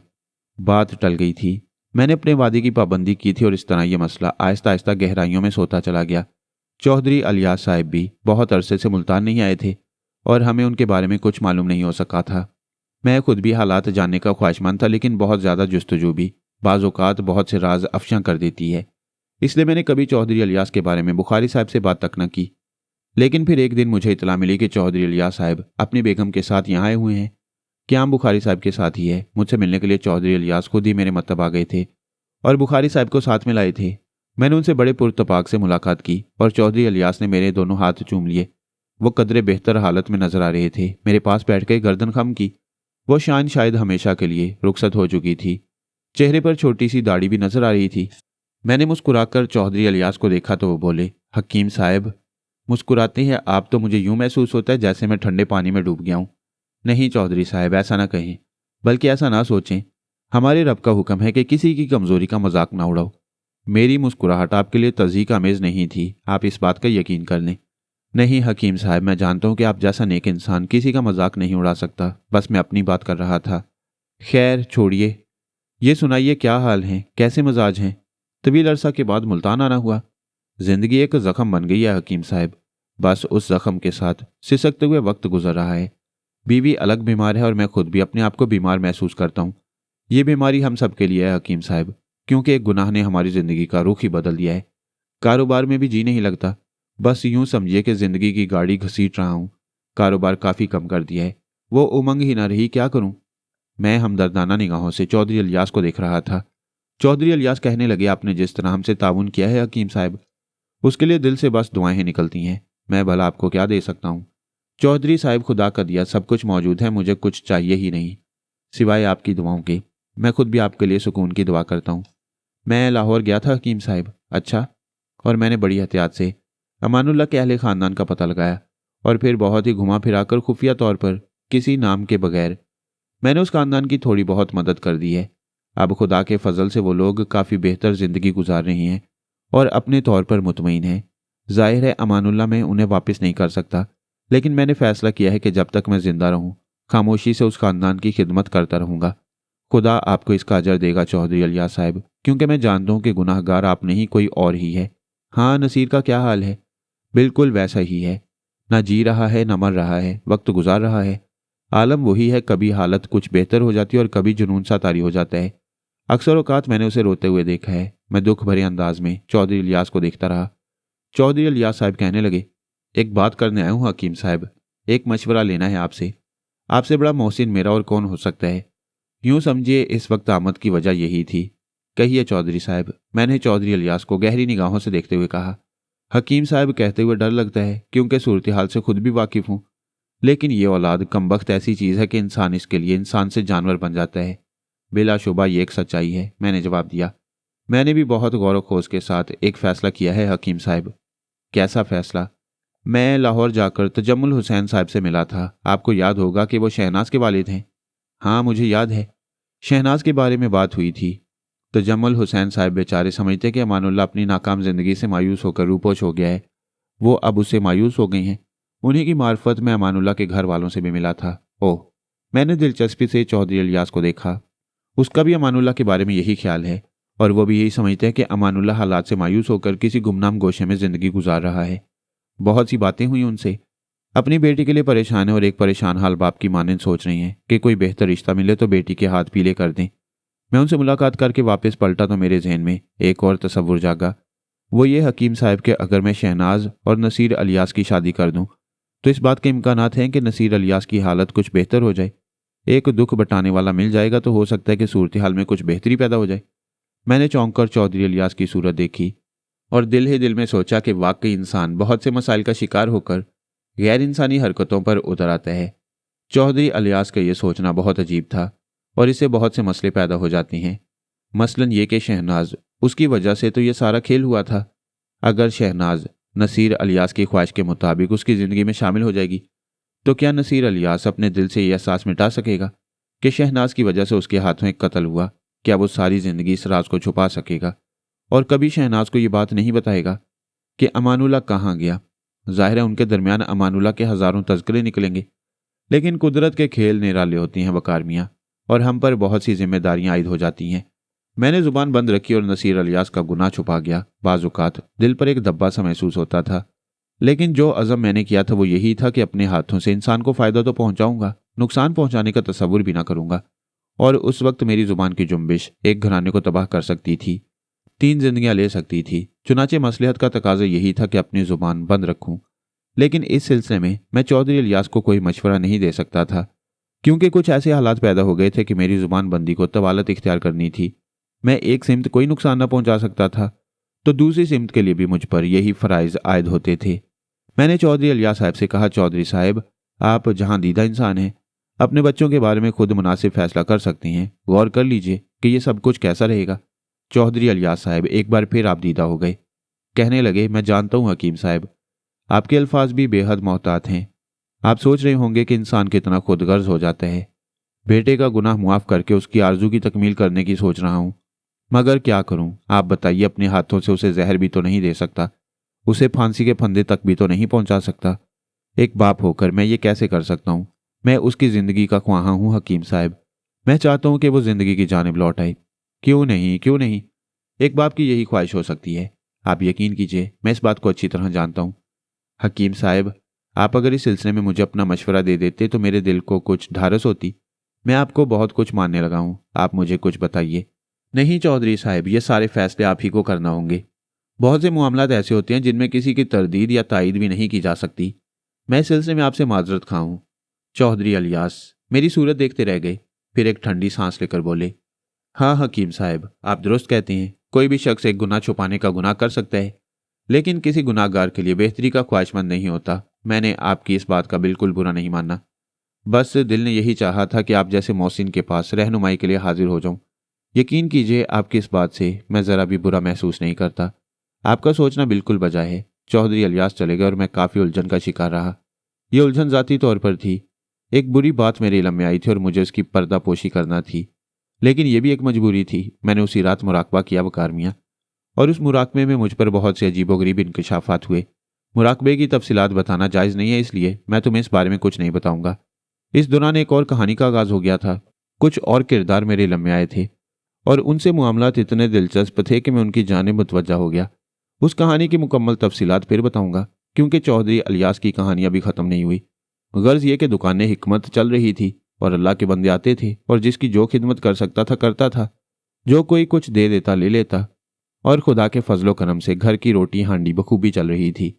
लवाकिन के बारे में मेरी राय हमेशा यही रही कि हर शख्स का रखवाला खुदावंद आलम होता है। हम अपने लिए बहुत से इरादे रखते हैं, लेकिन मियाँ ये सांस की आमदोरफ्त भी हमारे काबू में नहीं है, तो हम मुस्तकबिल के फैसले कैसे कर सकते हैं? इससे मेरी मुराद ये नहीं है कि मुस्तकबिल के बारे में सोचना गलत होता है। मनसूबाबंदी जो इंसान की ज़िंदगी का एक जुज़्व है, लेकिन उसमें खुदा की रज़ा शामिल हो तो उन मनसूबों की तकमील होती है।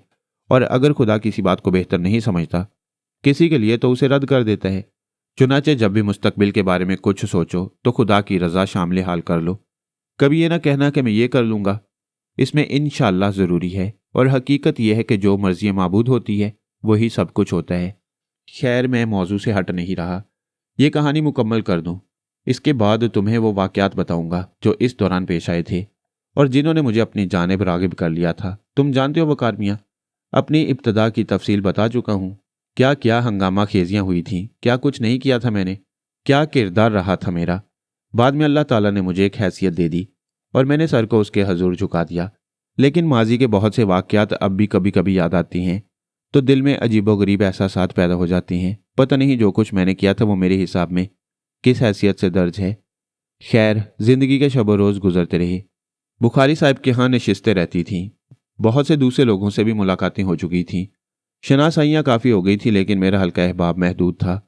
शनासा और दोस्त में फ़र्क होता है। मैं दोस्तियां ज़रा कम ही करता था क्योंकि दोस्ती बड़ी जिम्मेदारियों की हामिल होती है। फिर एक दिन बुखारी साहब चौधरी अलियास साहब के साथ अचानक ही मेरे मत्तब में आ गए। चौधरी साहब को देखकर जी को खुशी हुई। अब उनकी कैफियत कदरे बहाल नजर आ रही थी। मैंने मुस्कुराते हुए उनका खैर मकदम किया तो चौधरी साहब ने न्याजमंदी से एक लिफाफा मेरे सुपुर्द कर दिया। ये दावतनामा था। मैंने उसे खोलकर देखा तो ये नसीर अलियास की शादी का दावतनामा था। बुखारी साहब कहने लगे, भाई असगर अली साहब, आपकी पुरसुकून जिंदगी में हलचल मचाने के लिए ये अहमक डॉक्टर मौजूद है और ये आपकी तरफ से बहुत से फैसले भी कर लेता है, ना जाने क्यों। ये तो आपकी मोहब्बत है बुखारी साहब, क्या आप मुझ पर हक समझते हैं अपना? बहुत खूब, बड़ी उम्दा बात कही है आपने। यानी मैं अपनी मोहब्बत में आप पर मुसल्लत हो गया हूँ। खैर छोड़िए इन पुरतकल्लुफ बातों को। चौधरी अलियास साहब नसीर अलियास की शादी कर रहे हैं और उन्होंने हमें सिलसिले में दावत दी है। भाई चौधरी साहब का मसला ये है कि उनसे मुलाकातें तो बहुत कम होती हैं, लेकिन दिल से ये कभी दूर नहीं होते और जब इनकी ज़िंदगी में पहली खुशी आई है तो हम उसमें ज़रूर शिरकत करेंगे। हमसे आप मेरी मुराद समझ गए होंगे। हकीम साहब भाभी साहिबा को भी साथ ले जाना है। मैंने अजीब सी नज़रों से चौधरी अलियास को देखा और चौधरी अलियास ने नज़रें झुका लीं। बुखारी साहब कहने लगे, अगर आप चाहें तो भाभी साहिबा से बराह रास्त बात मैं खुद कर लूँ। भाई ये जिम्मेदारी मैं आप ही को सौंपना चाहता था डॉक्टर बुखारी। आपको इल्म है कि अहलिया घरेलू जिंदगी गुजारने की आती हैं और शायद वो हमारे साथ जाने के लिए तैयार ना हो। मैंने कहा, आप इजाज़त दें तो मैं भाभी साहिबा से बात कर लूँ। मेरी रजा से उन्होंने मेरी अहलिया को आवाज़ दी। चुनाचे मेरी अहलिया पर्दे के पीछे आ गई और बुखारी साहब ने उनसे अपना मुद्दा जाहिर किया। नतीजा वही निकला जो मेरी तवक्को के मुताबिक था। उन्होंने बड़ी इनकसारी से माजरत कर ली। चौधरी अलियास साहब कहने लगे, तो क्या आप भी नहीं आएंगे हकीम साहब? भाई इनके बारे में आप इनसे सवाल ना करें चौधरी साहब। जब मैंने एक बात कह दी तो बस कह दी। हकीम साहब को तो आना ही पड़ेगा इस शादी में। जी बेहतर है, हाजिर हो जाऊंगा। बहुत बहुत शुक्रिया, आपके आने से हौसला मिलेगा, चौधरी अलियास ने मायनी खेज लहजे में कहा और मैं तल्ख अंदाज में मुस्कुरा दिया। मैं जानता था कि मेरे पहुंचने से चौधरी अलियास को क्या हौसला मिल सकता था। बाहर तौर चौधरी अलियास साहब चले गए। दूसरे दिन डॉक्टर बुखारी से फिर मुलाकात हुई। कहने लगे, लगता है नसीर की हालत बेहतर हो गई है, वरना तो चौधरी अलियास उसकी शादी के बारे में कुछ ना सोचते। आपने पूछा नहीं उनसे? हाँ, कह रहे थे कि अब कुछ बेहतर हालत है, हालांकि सेहत बेहतर नहीं हुई है। मैं खामोश हो गया। बुखारी साहब ने मुझे अपना प्रोग्राम बता दिया था। इतना मुखलिस इंसान था कि मैं उसकी किसी बात से इनकार करना गुनाह समझता था, बल्कि सादा दीवार की मानिंद जिस पर कोई नक्श नहीं होता, जो सिर्फ सहारा बनना जानती है, सहारा लेना नहीं जानती। गर्ज ये कि वो दिन आ गया जब बुखारी साहब अपने अहले खानदान के साथ और मेरे हमरा गुजरांवाला जाने के लिए तैयार थे। इंतजामात कर लिए गए। मुल्तान से गुजरांवाला तक बजरिया सड़क ही जाना था और रास्ते में एक जगह बुखारी साहब ने शिकार भी कर लिया और इस शिकार की दास्तान भी पुरलुत्फ है। बड़ी तगोदो के बाद उन्होंने एक हिरन को ताका जो जंगल में चल रहा था। उसे देखकर बुखारी साहब के मुंह में पानी भर आया और वो उसकी जिंदगी के दरपे हो गए। बंदूक साथ लाए थे, शिकार का लाइसेंस भी था, लेकिन यह शिकार खुद ब खुद रास्ते में आ गया। गर्ज ये कि हिरन हलाक कर दिया गया और बुखारी साहब दौड़े उसे ज़िबा करने के लिए, लेकिन बंदूक की आवाज़ सुनकर करीब की बस्ती के कुछ लोग आ गए और उनमें से एक शख्स वावेला करने लगा। चूंकि हिरन पालतू था और टहलता हुआ इस तरफ निकल आया था, लेने के देने पड़ गए। वो शख्स तो जान ही को आ गया। बड़ी दिलचस्प सूरत हाल थी और वह इस तरह निमटी के देहाती तो बुखारी साहब को सजा देने के लिए मुस्ताद थे। उन्हीं लोगों में एक बूढ़ा और मजहूल सा शख्स मौजूद था। बुखारी साहब आजिजी में उससे बोले, पहलवान जी, आप ही कोई फैसला करें। मैंने ये सब कुछ गलत फहमी में किया और मेरा इरादा बाखुदा यह नहीं था कि मैं किसी पालतू हिरन को हलाक कर दूं। मजहूल सा शख्स जिसकी पलकें झुकी जा रही थीं और कमर झुकी हुई थी, तनकर सीधा हो गया और उसका सीना नुमाया नजर आने लगा। हाँ भाई, क्या बात है बच्चों, क्या तुम इस शरीफ आदमी को तंग कर रहे हो? चाचा जी, मेरा पालतू हिरन मार दिया इन्होंने। मैंने बच्चों की तरह उसकी परवरिश की थी। चाचा जी इस दौरान फिर झुककर कमान हो गए। बुखारी साहब ने आजिजी से कहा, पहलवान साहब, आप ही कुछ फैसला कर दें। गलत फहमी में जो कुछ हुआ है उसके लिए तो इंसान को सजा नहीं मिलनी चाहिए। पहलवान साहब का लफ्ज़ सुनते ही बुजुर्ग शख्स फिर तन गए और उन्होंने अपने मखसूस अंदाज में आंखें फाड़कर कहा, हाँ भाई हाँ, चलो कुछ ले देकर बात तय कर लो। गर्ज ये कि पहलवान साहब ने कुछ पैसे उस शख्स को दिलवाकर जान बचाई।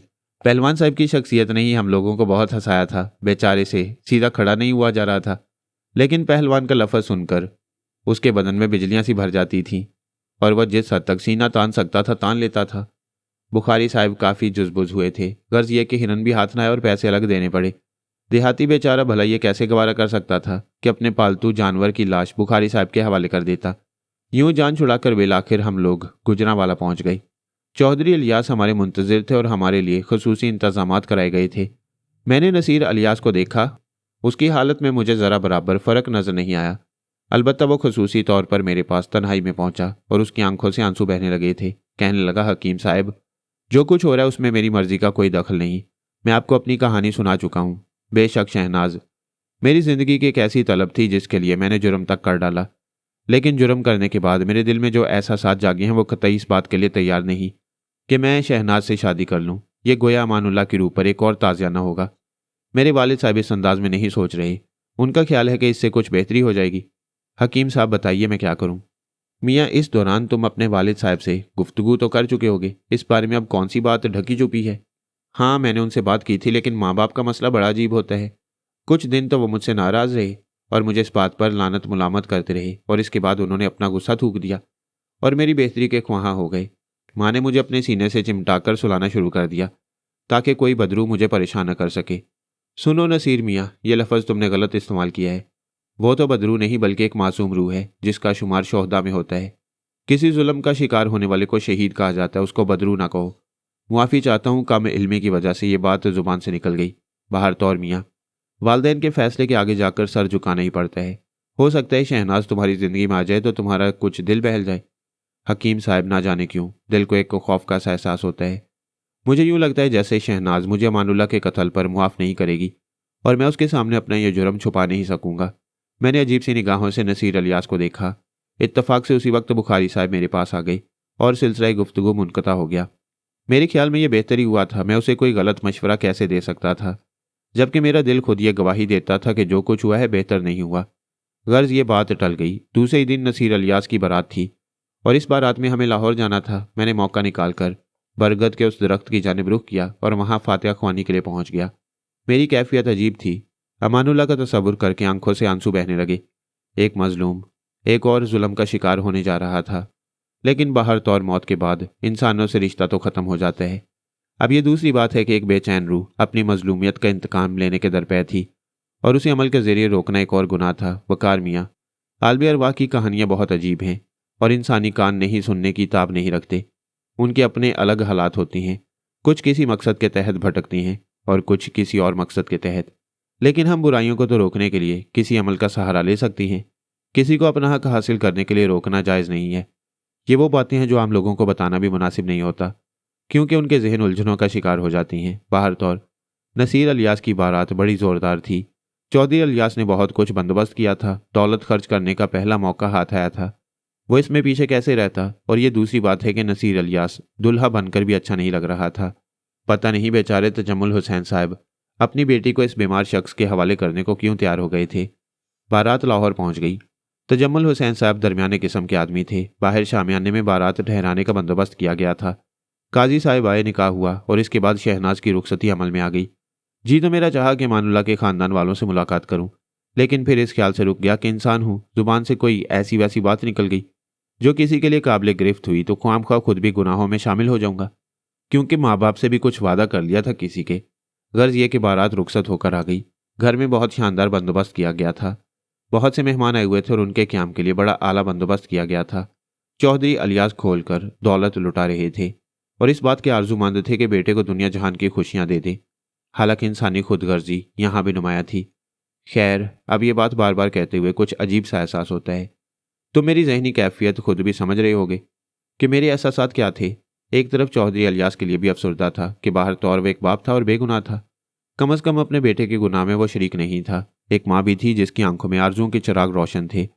लेकिन जो कुछ मेरे जहन में था, चुनाचे मैं सबसे ज़्यादा अजीब कैफियत का शिकार रहा।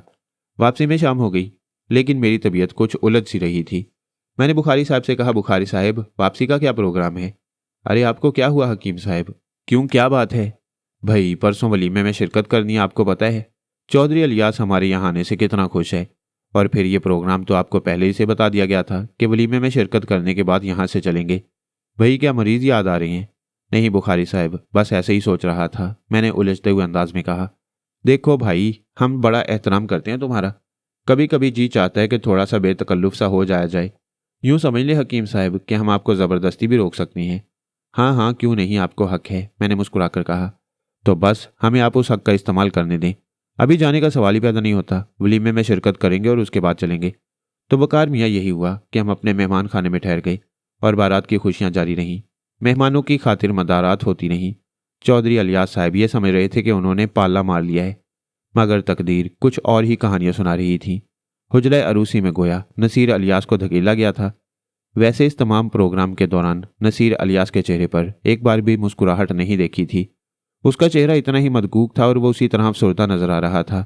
इजाबा कबूल के वक्त भी उसने बड़ी मिनमिनी आवाज में कबूलियत का एतराफ़ किया था। हुजरे अरूसी में दाखिल हुआ तो शहनाज पर निगाह पड़ी। शहनाज मुतमईन व मसरूर थी।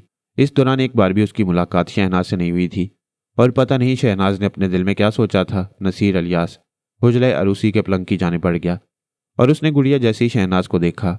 दिल में आरजुओं के वो चिराग रोशन हुए जो ना जाने कब से उसने बुझा रखे थे। शहनाज की सूरत देखकर बहुत से वसवसे दिल से निकल गए थे और वो अपनी आरजुओं की उस तकमील पर मुस्कुरा दिया। उसने शहनाज का घूंघट उल्टा। शहनाज की बंद आंखें बहुत कुछ कह रही थीं। तब नसीर की आवाज़ उभरी, शहनाज। और शहनाज ने आंखें खोल दी। नसीर उसे सहरज़दा नज़रों से देखने लगा। फिर उसने आहिस्ता से कहा, शहनाज, क्या यह सब कुछ मुमकिन था?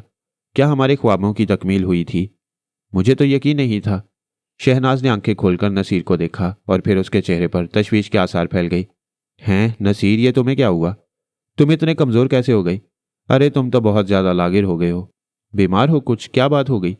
हाँ, मैं तवील अरसा से बीमार हूँ। यही वजह तो थी कि तुम्हारे पास लाहौर ना पहुंच सका। ओह, तब तो मुझसे गलती हो गई। मैंने तो कुछ और ही सोचा था तुम्हारे बारे में। मुझे तो उस वक्त बहुत हैरत हुई थी जब तुम्हारे वालिद तुम्हारा रिश्ता लेकर हमारे घर पहुंचे। मैंने तो ये सोच लिया था कि तुम मुझे भूल चुके हो। लेकिन नसीर, आखिर ऐसी क्या मजबूरी पेश आई तुम्हें कि तुम मुझसे एक बार भी ना मिल सके? किसी तरह तो राब्ता कायम कर सकते थे। शहनाज शिकायत भरे लहजे में कह रही थी और नसीर अलियास का दिल लरज कर रह गया। वह सहमी सहमी निगाहों से शहनाज को देखने लगा, लेकिन शहनाज उसकी कैफियत से नावाकिफ थे। उसने मुस्कुराते हुए कहा, बहरहाल नसीर, मैं तुम्हारी जिंदगी बदल दूंगी। मैं नसीर बहुत खुश हूं। तुमने अपना कौल निभाया, मेरी सारी शिकायतें तुमसे दूर हो गईं। अरे हाँ नसीर, एक बात तो बताओ, तुम्हें अमानुल्लाह के बारे में कुछ पता चल सका? बेचारा मुलाजमत के हसूल में नाकाम होकर अपने घर वालों को छोड़कर निकल भागा और इसके बाद उसने वापस लाहौर का रुख ही नहीं किया। नसीर के दिल पर एक घूंसा सा पड़ा। उसकी हालत गैर होने लगी। हाथ पांव ठंडे पड़ गए। वह इस तज़किरे से बचना चाहता था। दिल में यह एहसास भी था कि यह तज़किरा ज़रूर सामने आएगा। शहनाज अपनी धुन में कह रही थी, अजीब सी कैफियत है मेरी नसीर। मैं कभी सही तौर पर अंदाज़ा नहीं कर पाई अमानुल्लाह के लिए मेरे दिल में क्या एहसासात हैं। बस यूं समझ लो कि जब मुझे उसके नाम से मंसूब किया गया तो थोड़ी सी यगानगत पैदा हो गई थी मेरे दिल में उसके लिए। लेकिन ये उस वक्त की बात है जब तक तुम मेरी ज़िंदगी में शामिल नहीं हुए थे। मैं अब उसे फरामोश कर चुकी हूँ। लेकिन जब कभी उसका एहसास दिल में पैदा होता है बड़ा दुख होने लगता है। बाज़ लोग अपनी अमली ज़िंदगी में किस तरह नाकाम रहती हैं नसीर। अमानुल्लाह ने क्या क्या कोशिशें ना कर डाली, लेकिन बेचारे की तकदीर में ना जाने क्या लिखा है। कभी कभी उसके बारे में सोचकर मुझे बहुत दुख होता है। तुमसे तो कभी उसकी मुलाकात नहीं हुई? हैं? नसीर चौंक पड़ा। मेरा मतलब है वो कभी तुमसे तो नहीं मिला? कैसी बातें कर रही हो तुम? इस बात का मतलब क्या है? नसीर ने दहशत भरे लहजे में कहा और शहनाज चौंक कर उसे देखने लगी। अरे ये तुम्हारे चेहरे का रंग क्यों बदल रहा है? मैंने कोई ऐसी बात तो नहीं कही। नहीं, मैं जानता हूं तुमने जानबूझकर उसका तज़किरा निकाला है। मैं जानता हूं शहनाज, मैं जानता हूं। और मैं ये भी जानता हूं कि तुम उससे मोहब्बत करती थी, तुम उससे मुतासिर थी। तुम्हारे दिल में उसके लिए आज भी जगह मौजूद है। बोलो, क्या मैं गलत कह रहा हूं शहनाज? कैसी बातें कर रहे हो नसीर? मैं तो खुद तुम्हें यह बात बता चुकी हूं कि मैं गुर्बत की आगोश में नहीं जी सकती। नसीर, मैंने ज़िंदगी में हमेशा रोशनियां देखी हैं। मैं उन्हीं रोशनियों में जीना चाहती हूँ। तुम में और अमानुल्लाह में बहुत फ़र्क था। तुम एक अच्छे घराने के चश्मो चिराग हो और वो बेचारा, वो तो पैदा ही गुर्बत में हुआ। उसने गुर्बत ही में ज़िंदगी बसर की। अगर उसे मुलाजमत मिल भी जाती तो नसीर क्या तनख्वाह मिल सकती थी उसे? और फिर पूरा घराना उसके शानों पर था। मैं तो सोच सोच कर ही दहशत ज़दा हो जाती थी कि ओ, ये दरवाज़ा कैसे खुल गया? अरे दरवाज़ा तो अंदर से बंद था। शहनाज ने दरवाजे की तरफ देखकर कहा, जिसके कवाड़ आहिस्ता आहिस्ता खुल रहे थे। हालांकि हवा भी नहीं थी और खिड़कियों के पर्दे तक साकित थे। दरवाजे के दोनों पट खुले और फिर बंद हो गए। नसीर के दिल में दहशत भर गई। उसे यूं महसूस हो रहा था जैसे उसका हलक बंद होता जा रहा है। शहनाज दरवाजे की तरफ देखती रही, फिर मुस्कुराकर बोली, हो सकता है हवा का कोई झोंका आया हो, लेकिन हवा के झोंके ने दरवाज़ा खोल दिया। यह दरवाज़ा बंद कैसे हो गया? शहनाज, मैं नसीर के मुंह से बमुश्किल तमाम निकल सका, पता नहीं तुम कैसे हो गए हो नसीर ये सब। दफअतन शहनाज रुक गई। उसने मुतहय्यराना निगाहों से इधर उधर देखा और फिर आहिस्ता से बोली, ये मेरा बाजू किसने छुआ? नसीर खौफजदा होकर पीछे हट गया। शहनाज अपने बाजुओं को टटोल रही थी और फिर यूं ही महसूस हुआ जैसे उसने किसी का हाथ पकड़ लिया हो। कौन हो तुम? कौन हो? वह भिंची भिंची आवाज में बोली और इसके बाद चटाक की एक आवाज उभरी जैसे किसी ने किसी के मुंह पर थप्पड़ मारा हो। शहनाज का मुंह टेढ़ा हो गया था। उसने खौफजदा निगाहों से नसीर को देखा और फिर यकायक उसे सख्ता सा हो गया। वो जिस कैफियत में थी उसी कैफियत में साकित रह गई। थोड़ी देर तक यही कैफियत रही और इसके बाद शहनाज ने आहिस्ता से कहा, नसीर, तुम खुशियों की आगोश में झूला झूलना चाहते हो? तुम बददियानत हो, तुम कातिल हो। तुमने एतमाद का खून किया है नसीर। तुम्हारा क्या ख्याल है? क्या मेरी रूह पर यह मुसलसल ताज़ियाने तुम्हें कामयाबी से हमकनार कर सकती हैं? नसीर ने जो आवाज़ सुनी वो शहनाज की ना थी। शहनाज के वजूद में अमानुल्लाह बोल रहा था और यह आवाज़ 100% अमानुल्लाह ही की थी। नसीर के रोंगटे खड़े हो गए। उसने अपनी जगह से जुम्बिश करना चाहिए लेकिन उसका बदन जैसे पत्थर का हो गया। वह दहशतज़दा निगाहों से शहनाज को देख रहा था और शहनाज अमानुल्लाह की आवाज़ में कह रही थी, हाँ नसीर, तुम इस बात को शायद आखिर तक ना समझ सके। शहनाज दर हकीकत मुझसे मोहब्बत करती थी लेकिन रोशनियों की रस्सियाँ अपनी मोहब्बत और लालच के दरमियान डामाडोल थी। वो मोहब्बत मुझसे करती थी, शादी तुमसे करना चाहती थी सिर्फ इसलिए कि उसे दौलत की चमक दमक नसीब हो जाए।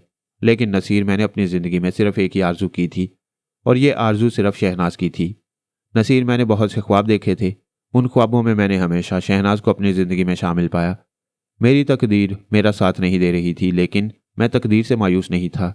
नसीर, तुम ये भी कर सकते थे कि मुझे एक बार मुलाजमत मिल जाने देते और उसके बाद देख लेते कि शहनाज तुम्हारी दौलत को मुझ पर तरजीह देती या नहीं। लेकिन तुमने मुझसे मेरी ज़िंदगी छीन ली। तुमने ये भी ना सोचा नसीर के बात सिर्फ शहनाज ही की नहीं है, बहुत से आरजूमंद हैं जो मेरी जानिब देख रही हैं। तुमने उन सब से उनकी खुशियाँ छीन ली। तुमने मुझे मार दिया नसीर, तुमने मुझे मार दिया। तुमने मुझसे मेरी दुनिया, मेरी ज़िंदगी छीन ली और इसके बाद तुम ये चाहते हो कि तुम खुशियों की आगोश में झूले झूल सको। मैं भी तो शहनाज को चाहता हूँ, वो मेरी भी तो आरजू है। मरने के बाद भी मैं इस आरजू को दिल से दूर ना कर सका। मेरी रूह तुम्हारे और शहनाज के गिर्द घूमती रही है।